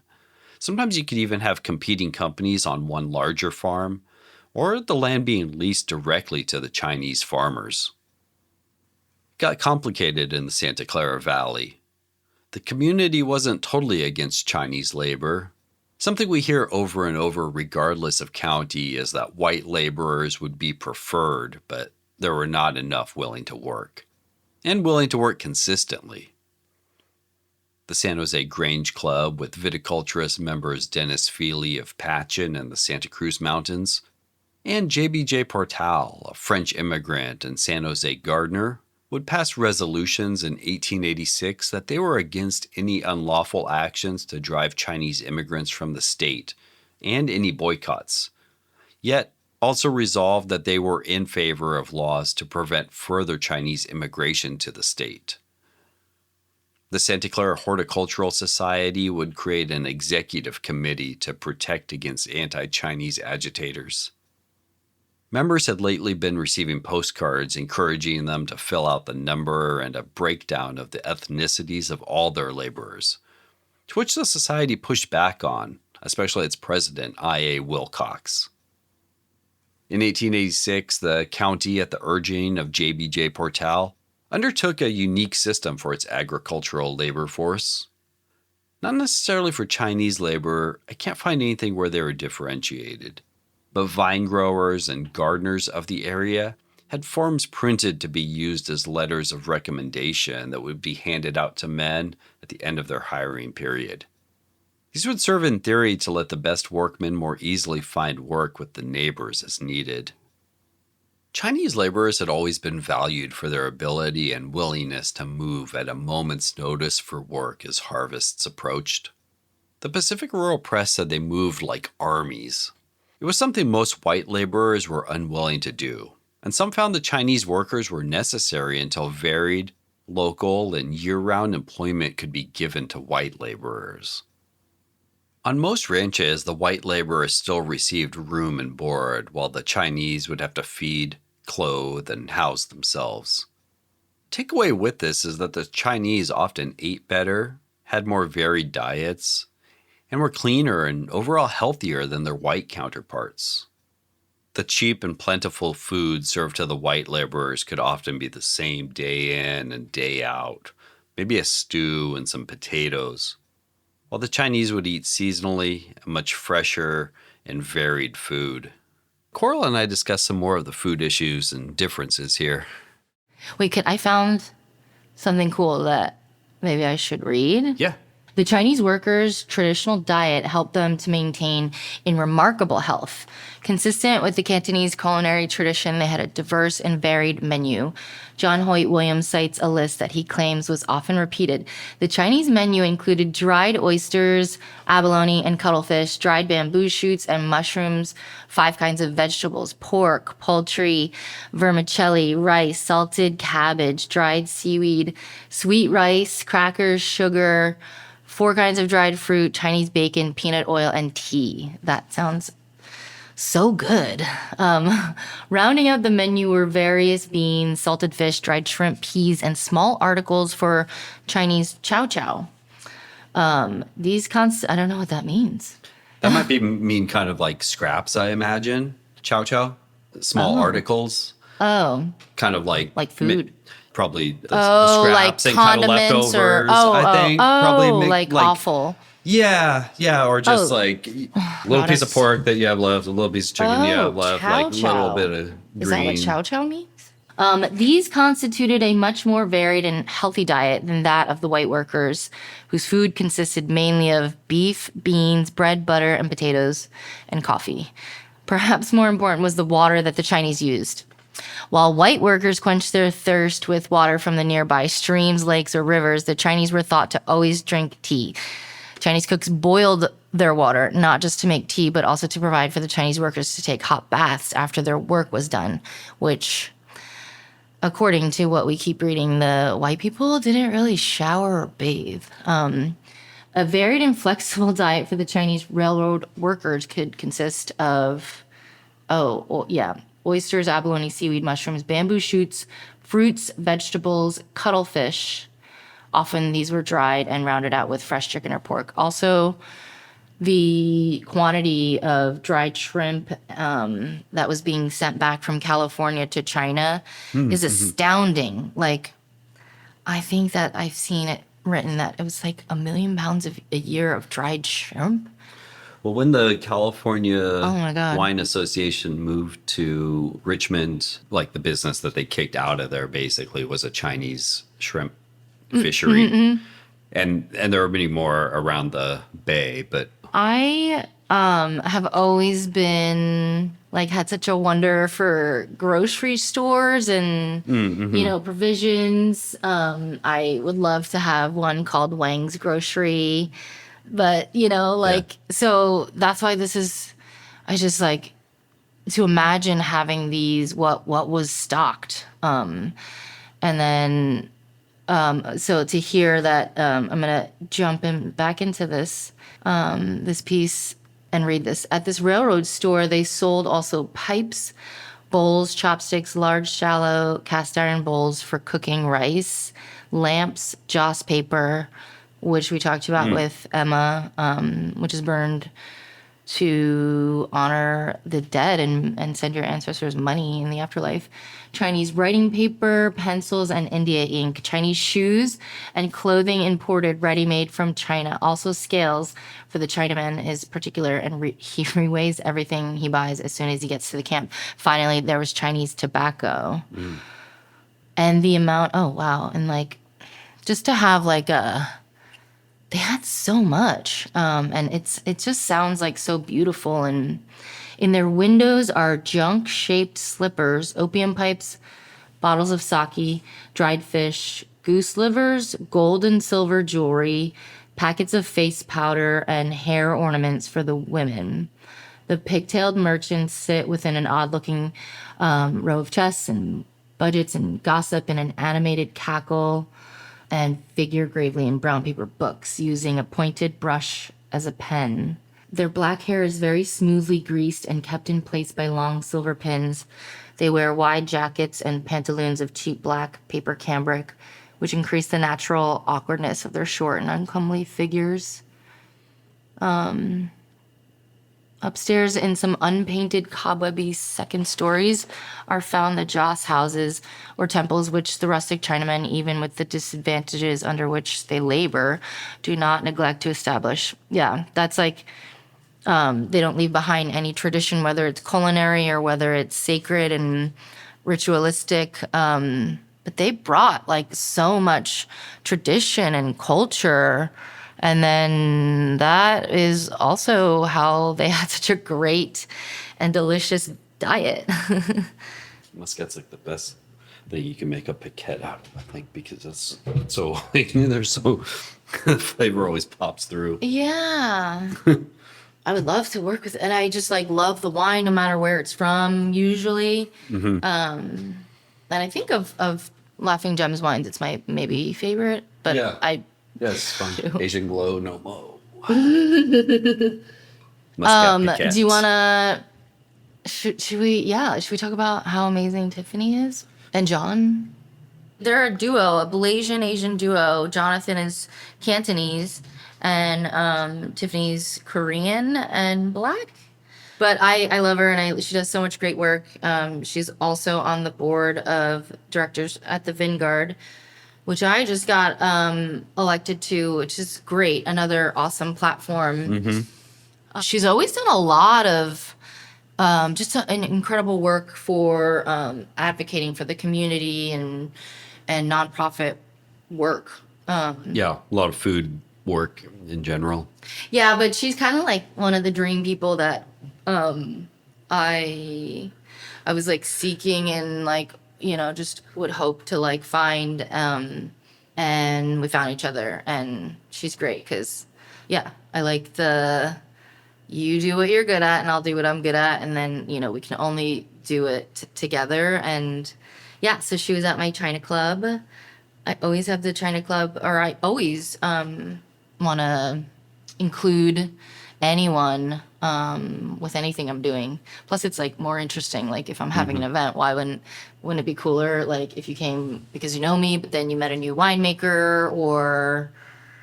Real cool. I love their wines too. Always like super fun wines. This one's. But this is a great wine. Is it called? No, what? Glow No Mo. Asian Glow Normal. But I mean, to me, I'm not. Is it? I don't know if it's 100% Muscat or maybe a blend, but it has this gorgeous pomelo color and aromatic of Muscat, but not like overwhelmingly so. And definitely that salty Mandarin savory skin contact quality. Good food wine, I think. Yeah, always a too. good. Well, Like- I think skin fermented wines are the best food wine, just because it could go with either way. So thanks, Tiffany, for bringing us your wine. Everyone should check them out. Another group of Chinese that were coming into power on the ranches were the cooks. They would often be much more than that. It was common for them to take on managerial tasks, often becoming closer to the family than any other position on the ranch. When the family was gone, they might step in to manage, and if fluent in English, could even give orders to white workers on occasion. They were relied on constantly by everyone on the ranch, often the last to bed and the first to rise with only a few hours rest during the day. Many were also entrusted with cash for purchases and with credit at the stores in the closest town. On a family-run ranch, they would likely live in the home. On larger ranches, they might have their own small home on the property, the last one with its light on each night.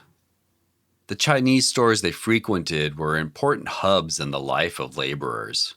It would serve as a general store for supplies, a bank, post office, and more. Perhaps most importantly, a place to keep their culture alive.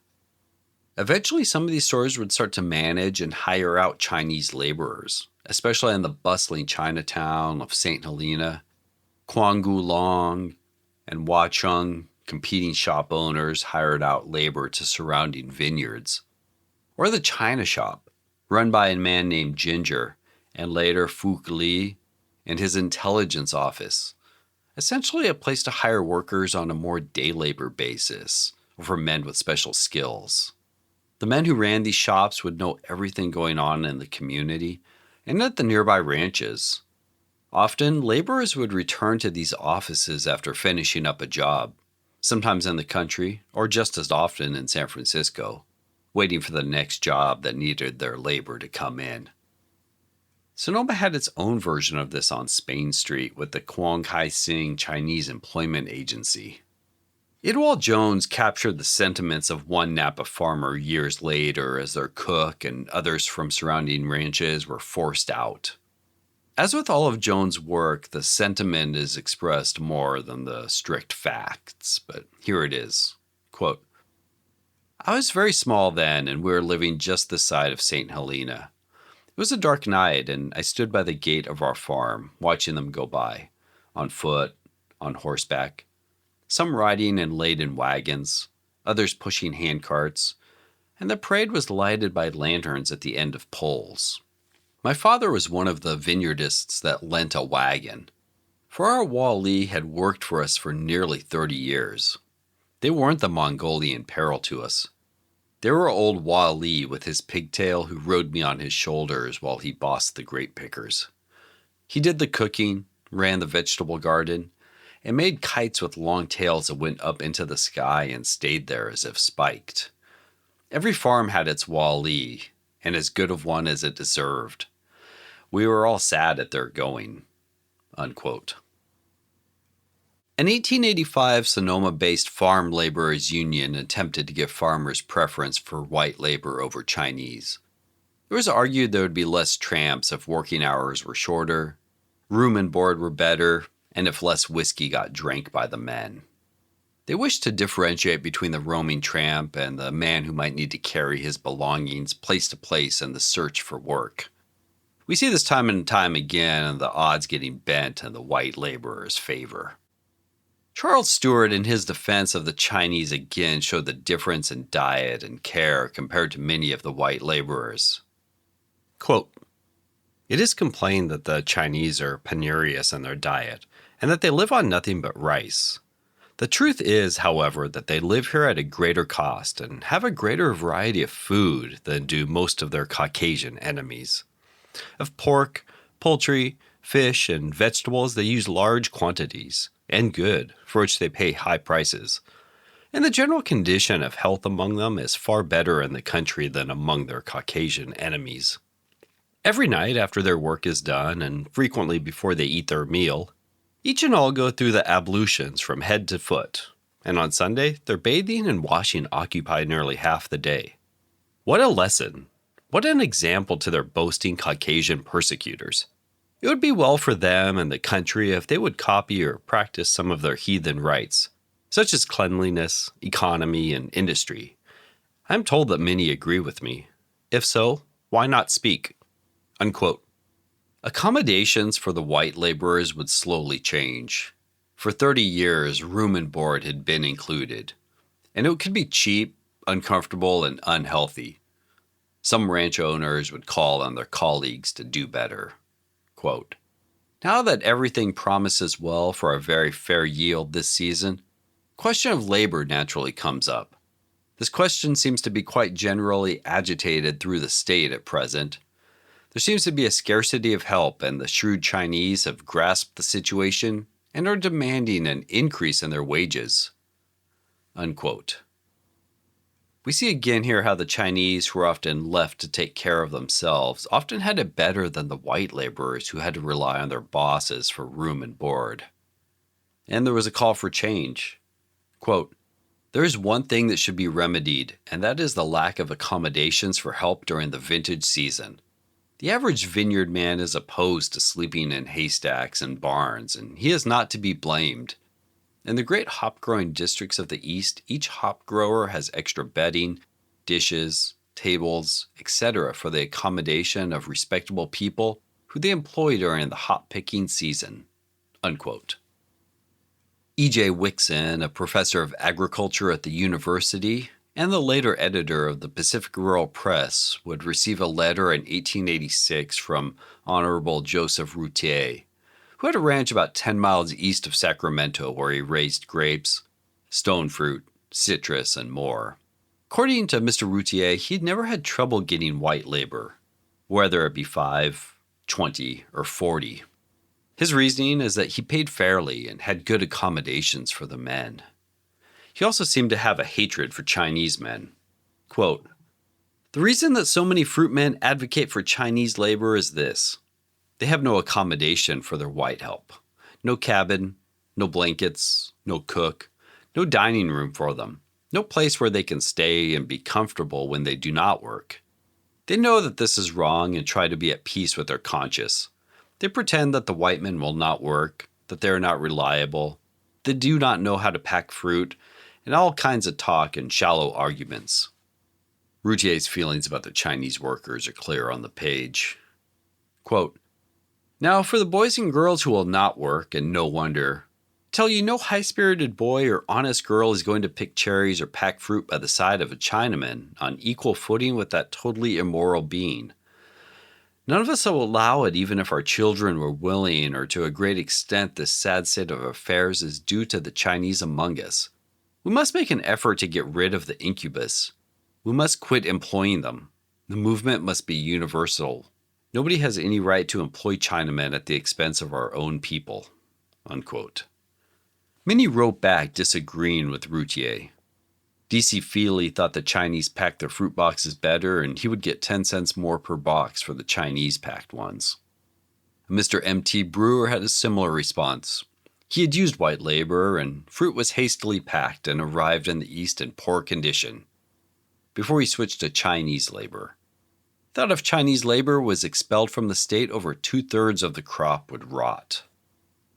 The vineyardist Charles Wetmore, in the annual report of the Viticultural Commissioners, would rally against Chinese workers, mostly on the basis that they worked for lower wages, in his mind undercutting the white labor, ignoring that they were nearly always offered less. Quote, "The Chinaman who brings his debasing influence here, whose only ambition is to be used as a tool to strike down the comforts of our own working people and to subject them to the parsimony of avarice, is not what we want." Unquote.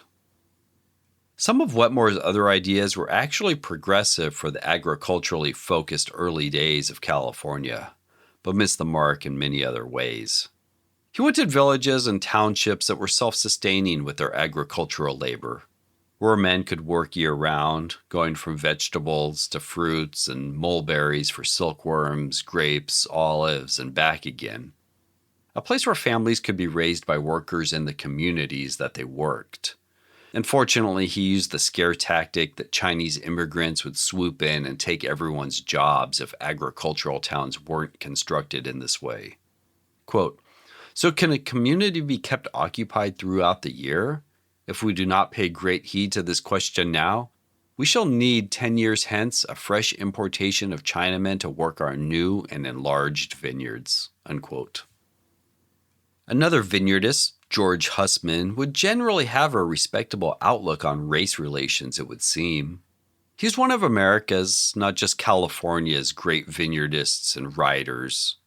When he came to California, he managed the Talcoa Ranch in Carneros, also once a part of Jacob Leese's holdings.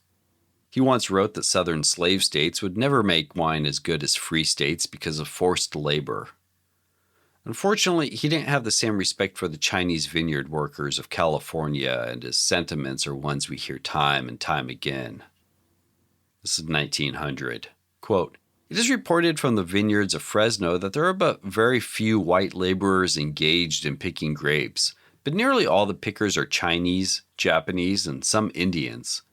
This is not a pleasant picture for those who, like myself, have only employed white labor during the last 20 years of my stay in the state, and would prefer to have it flourish by white labor alone. But necessity knows no law. What is the employer to do when his crop is ripe and in danger of spoiling, and he cannot obtain white labor? Or if he engages them, they leave him again after a few days' work, while the Chinese or Japanese contractor holds his men steady at work and finishes the job in time. It is all well enough to renew the exclusion laws, but as long as our white laborers will not be more reliable, as most of them have been up to date, they have no right to complain if the Mongolians already in the state are engaged in preference to them, and even the Indians are preferred." Unquote. As Chinese vineyard and winery workers became harder to find, ranches would attempt to find new ways to fill the labor gap. We already heard about Santa Clara using children and women to fill out the ranks, and we'll get to some other ways later. The Chinese would also steadily become more willing and open to striking when conditions were poor or managers were inclined to underpay them. Every region of California reacted uniquely. It's interesting to see how Chinese labor was used and treated in other viticultural areas. In the LA area, Benjamin Davis and LJ Rose were hiring Chinese workers in the 1870s as other labor pools dried up, or didn't have sufficient numbers to reliably handle all aspects of the work. Beyond just vineyard work, they were actively involved in the harvest and at least the early stages of winemaking, foot treading grapes. We hear earlier how some reacted to even the thought of this, but Leonard Rose would defend the practice by saying that anything harmful fell out during fermentation and racking of the wine. His Sunnyside vineyard provides a great understanding of how the different ethnic groups functioned alongside each other. Although on friendly terms in the way that only working alongside each other and learning pieces of others' language and culture can connect us, the groups were often paid different wages and had different degrees of access and privilege. Chinese workers made 15 cents less per hour than Mexican workers, and a representative would gather and distribute their earnings quarterly. Mexican workers were allowed to collect their wages at the house and paid weekly. They were getting some face time with the boss every week and a bottle of wine or brandy for their only night without work the next day. Rose noted that the Chinese were often better workers than the white men, lasting longer on the job, rarely missing days, and willing to do the tasks that the white men weren't. And some other tasks, like caretaking of the horses, they just did better. Also near LA, EJ Lucky Baldwin, whose nickname suited him better than most, would hire Chinese, Mexican, Native American, black, and white labor to work on his huge Southern California land holdings. It wasn't the best pay, but most could catch on with work on his 63,000 acres. During the height of the Chinese backlash of the late 1880s, he would bring 70 black men from North Carolina via Santa Fe to work on his ranches. The pay was $12 a month with room and board, so somewhere around less than half of what the average white worker might get, and half the dollar amount a Chinese worker might earn, minus the room and board. Since the 60s, J. DeBarth Shorb and his father-in-law Benjamin Davis Wilson had regularly employed Chinese workers in their Southern California vineyards. Both their Lake Vineyard and San Gabriel vineyards would rely on Chinese labor.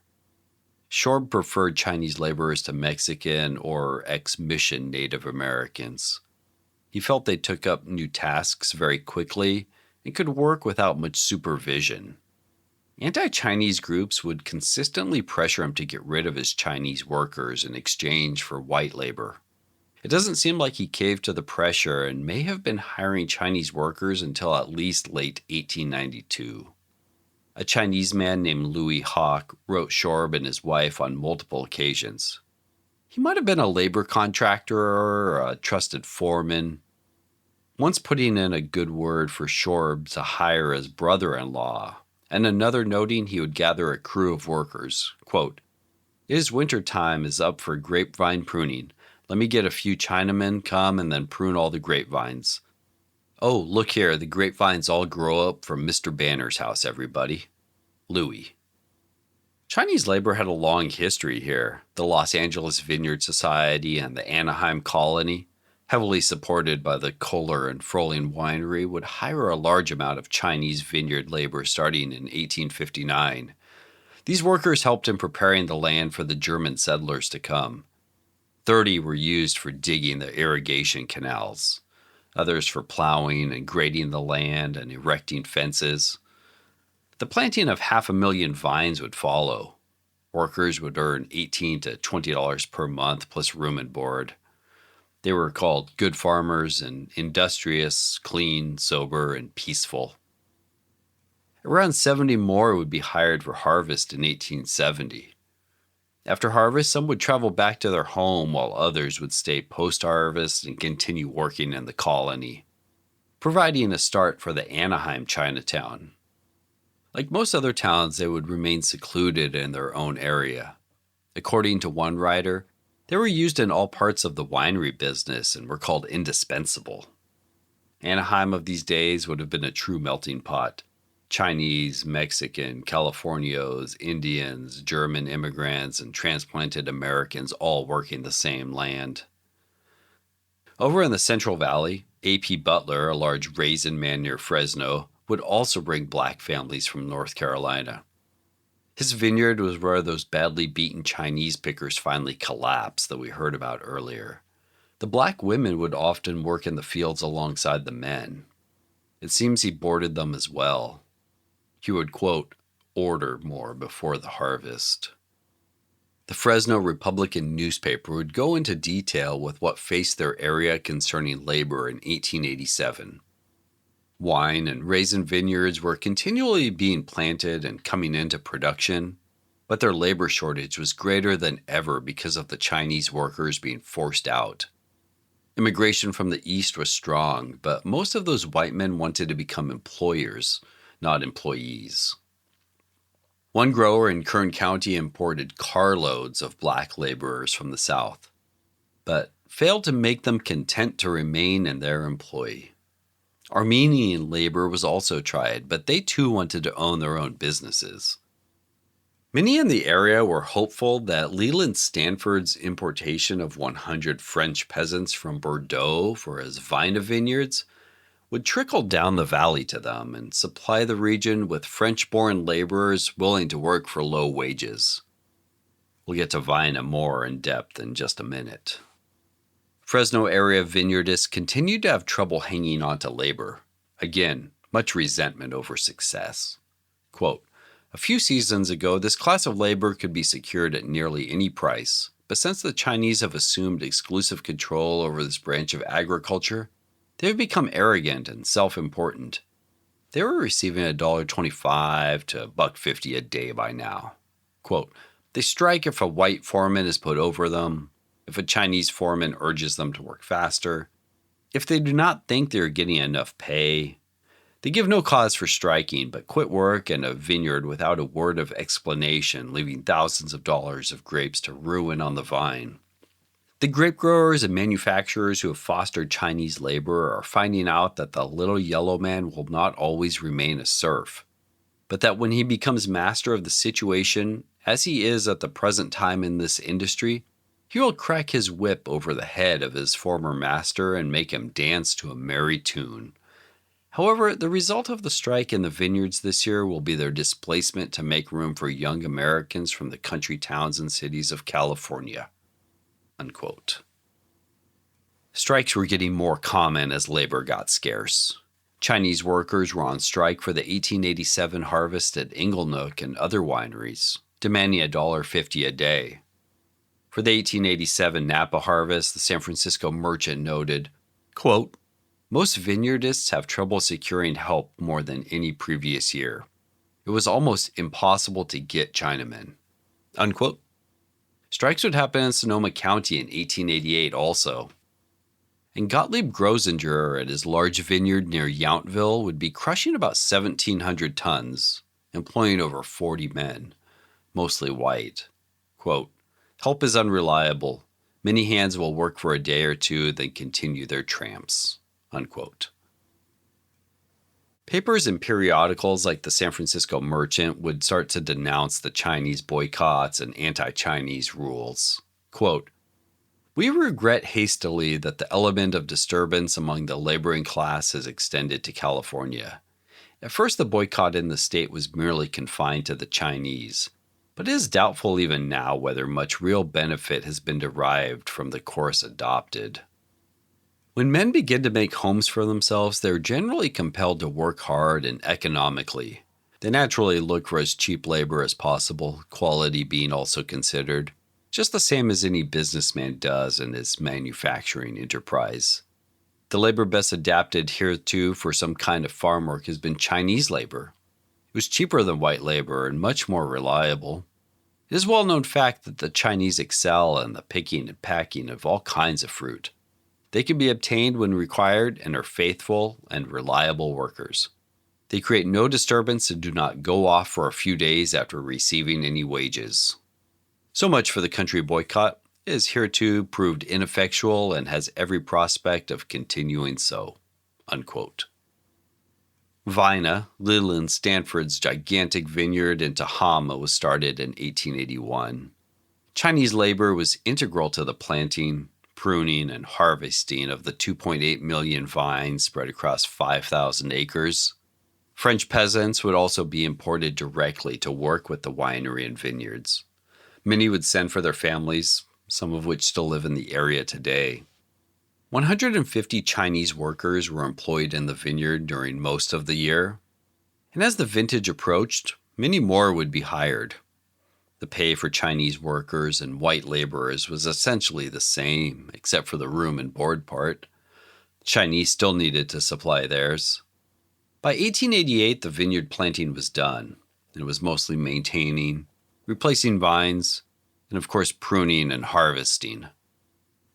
Hamden McIntyre, the great Napa winery builder, and the rest of the Vina leadership would develop new ways to move away from Chinese labor. With the help of Stanford's railroad connections, train fare to and from Vina would be cut for any boy willing to work.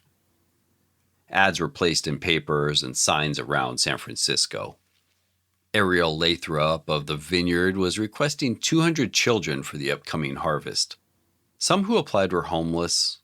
Others were just needing an opportunity. Pay was good, $1 a day plus room and board. They just needed to bring their own blanket. McIntyre was in charge of this young workforce. Quote, "The little fellows are proud of earning $1 a day and give satisfaction as they waste no fruit. I would not like to go back to Chinese labor now, and will keep many to prune and do other work in the vineyards. I like to have them around me ever so much more than Chinamen." Unquote. The most famous of these boys was Frederick Bialetti, who in a few years would be working his way up at the university. By the end of 1888, McIntyre and Stanford had 200 men, nearly all white, working at the ranch. And with planting completed, it was about twice as many as they needed. Still, a bustling Chinatown had developed along the railroad tracks, with over 200 living there by 1893. There was even a Chinese general store on the Vina Ranch selling groceries, medicines, clothing, and dry goods. Chinese laborers would build many rock walls in this area and were well known for catching the wild running salmon in the nearby creeks, some of which were sent by train to San Francisco and others left behind to be smoked. With vineyard work fading away, they diversified, working for timber and lumber industry, or opening laundromats or barber shops. The Chinatown would be destroyed in a 1919 fire. This experiment, first tried at Vina, would expand to other inland locations. We don't see it happening in the coastal areas, but with the help of a San Francisco employment agency, white boys ages 13 to 18 would be sent by rail to inland farms. Pay for a month was your age in dollars, along with plain, well-cooked food. Workers could even earn bonuses like pants, shirts, shoes, or other goods if in the top 18 out of 50 pickers over the course of 2 days. By 1890, Sonoma County had about 1,145 Chinese residents and Napa 870. Santa Clara had 2,723 and Los Angeles 4,424. Fresno had 2,736, caring for nearly 50,000 acres of vineyards on that year's census. We will likely never know all the wineries and vineyards that employed Chinese labor, but there are some others, both large and small, that we can run through. As so often happens, some of this labor is just erased from history, somewhat like we see with some Hispanic vineyard labor now. From about 1870 to 1871, the Chinese dug the Schramsberg tunnels into the hillside using techniques learned on the railroad lines. With explosives and pickaxes, it took about a year to build the quarter-mile-long and 7-foot-high caves. Workers continued to live at the winery after finishing, some working in the household, but also harvesting and pruning. By 1881, more tunnels were needed. These would be 10 feet high, wider and deeper into the hillside, allowing the winery to expand and have room for the future. pick marks are still visible in this cave. They also built the caves that Diamond Creek Winery later used for barrel storage in their early years.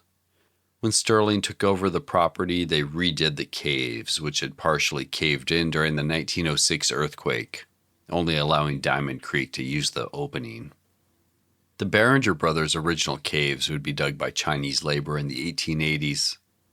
Despite their railroad experience in building tunnels and caves, accidents could still happen, like a partial cave-in while a cellar was being built for Charles LeMay's La Perla vineyard in today's Spring Mountain district. Chinese workers seemed especially popular in this area for digging caves. Tiburcio Perot of the Miravalle estate, also on Spring Mountain, employed Chinese labor to dig 2 tunnels at the winery. He was a silver mining magnate and challenged some of the anti-Chinese laws in court that would have required him to fire all his Chinese laborers. The Grimm Winery, later to become Storybook Mountain Vineyards, had 2 tunnels dug, 19 by 100 feet deep through the volcanic rock. A 3rd tunnel was added later, and a circular room connected 2 of the tunnels. We saw a similar design at the Vine Hill Winery run by John Jarvis, who also had 4 Chinese workers year-round.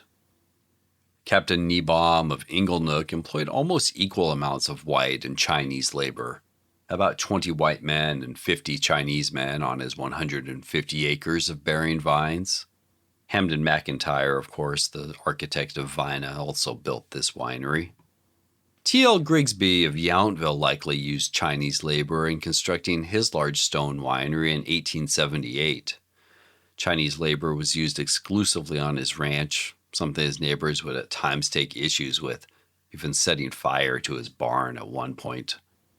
It seems very likely Chinese labor was used to make their Claret, Burgundy, and Riesling wines here as well. Chinese workers were still employed in Fresno at the Eisen Winery until at least 1910. Unfortunately, we know this because of a large explosion that took place when a Chinese employee was racking sherry. Fumes from the sherry came in contact with the flame of his lamp, causing the explosion, badly burning the man. Chinese men worked on both of the Natoma vineyards. 25 men would work year-round for the B.N. Bugbee Natoma vineyard, making wine and brandy and tending to the vineyard. During harvest time, he would hire an additional 40 men, of which 25 were Chinese, mostly to work in the vineyards. At the much larger Natoma vineyard, about 150 men were employed. 100 of them were Chinese laborers for this gigantic vineyard.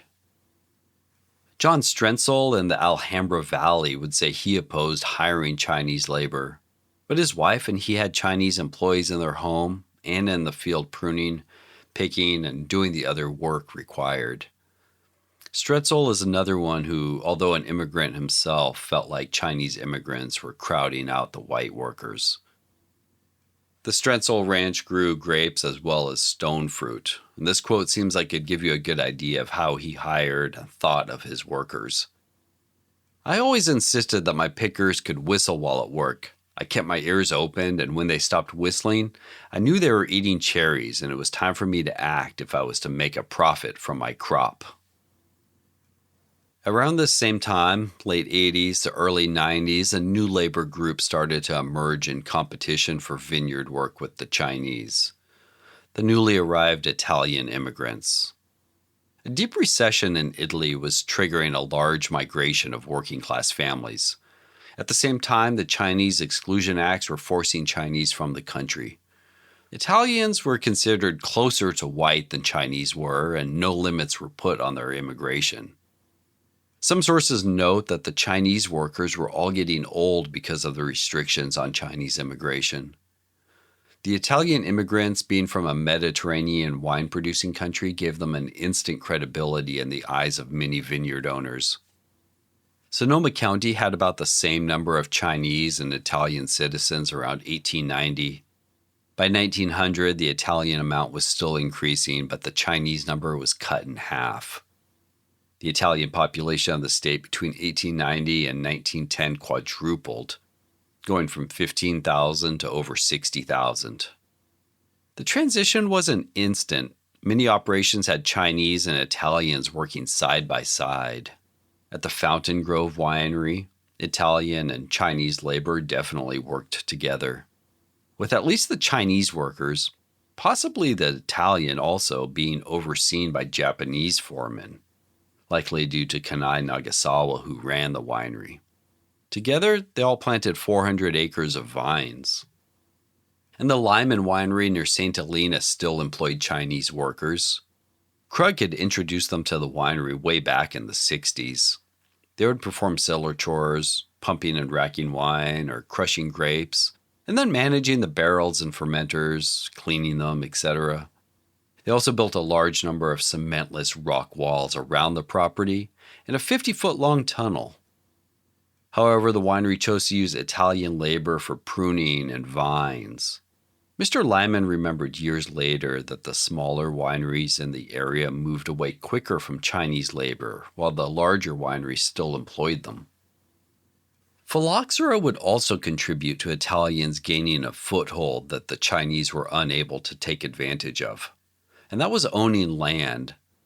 Some of the pioneer vineyardists were looking to get out of growing grapes as phylloxera ravaged the vineyards. St. George and some other more resistant rootstocks were being used by now, but nobody knew if that would be a long-term solution. By the 90s, growers were also hearing of the utter devastation of the Southern California vineyards due to the Anaheim disease, or Pierce's disease.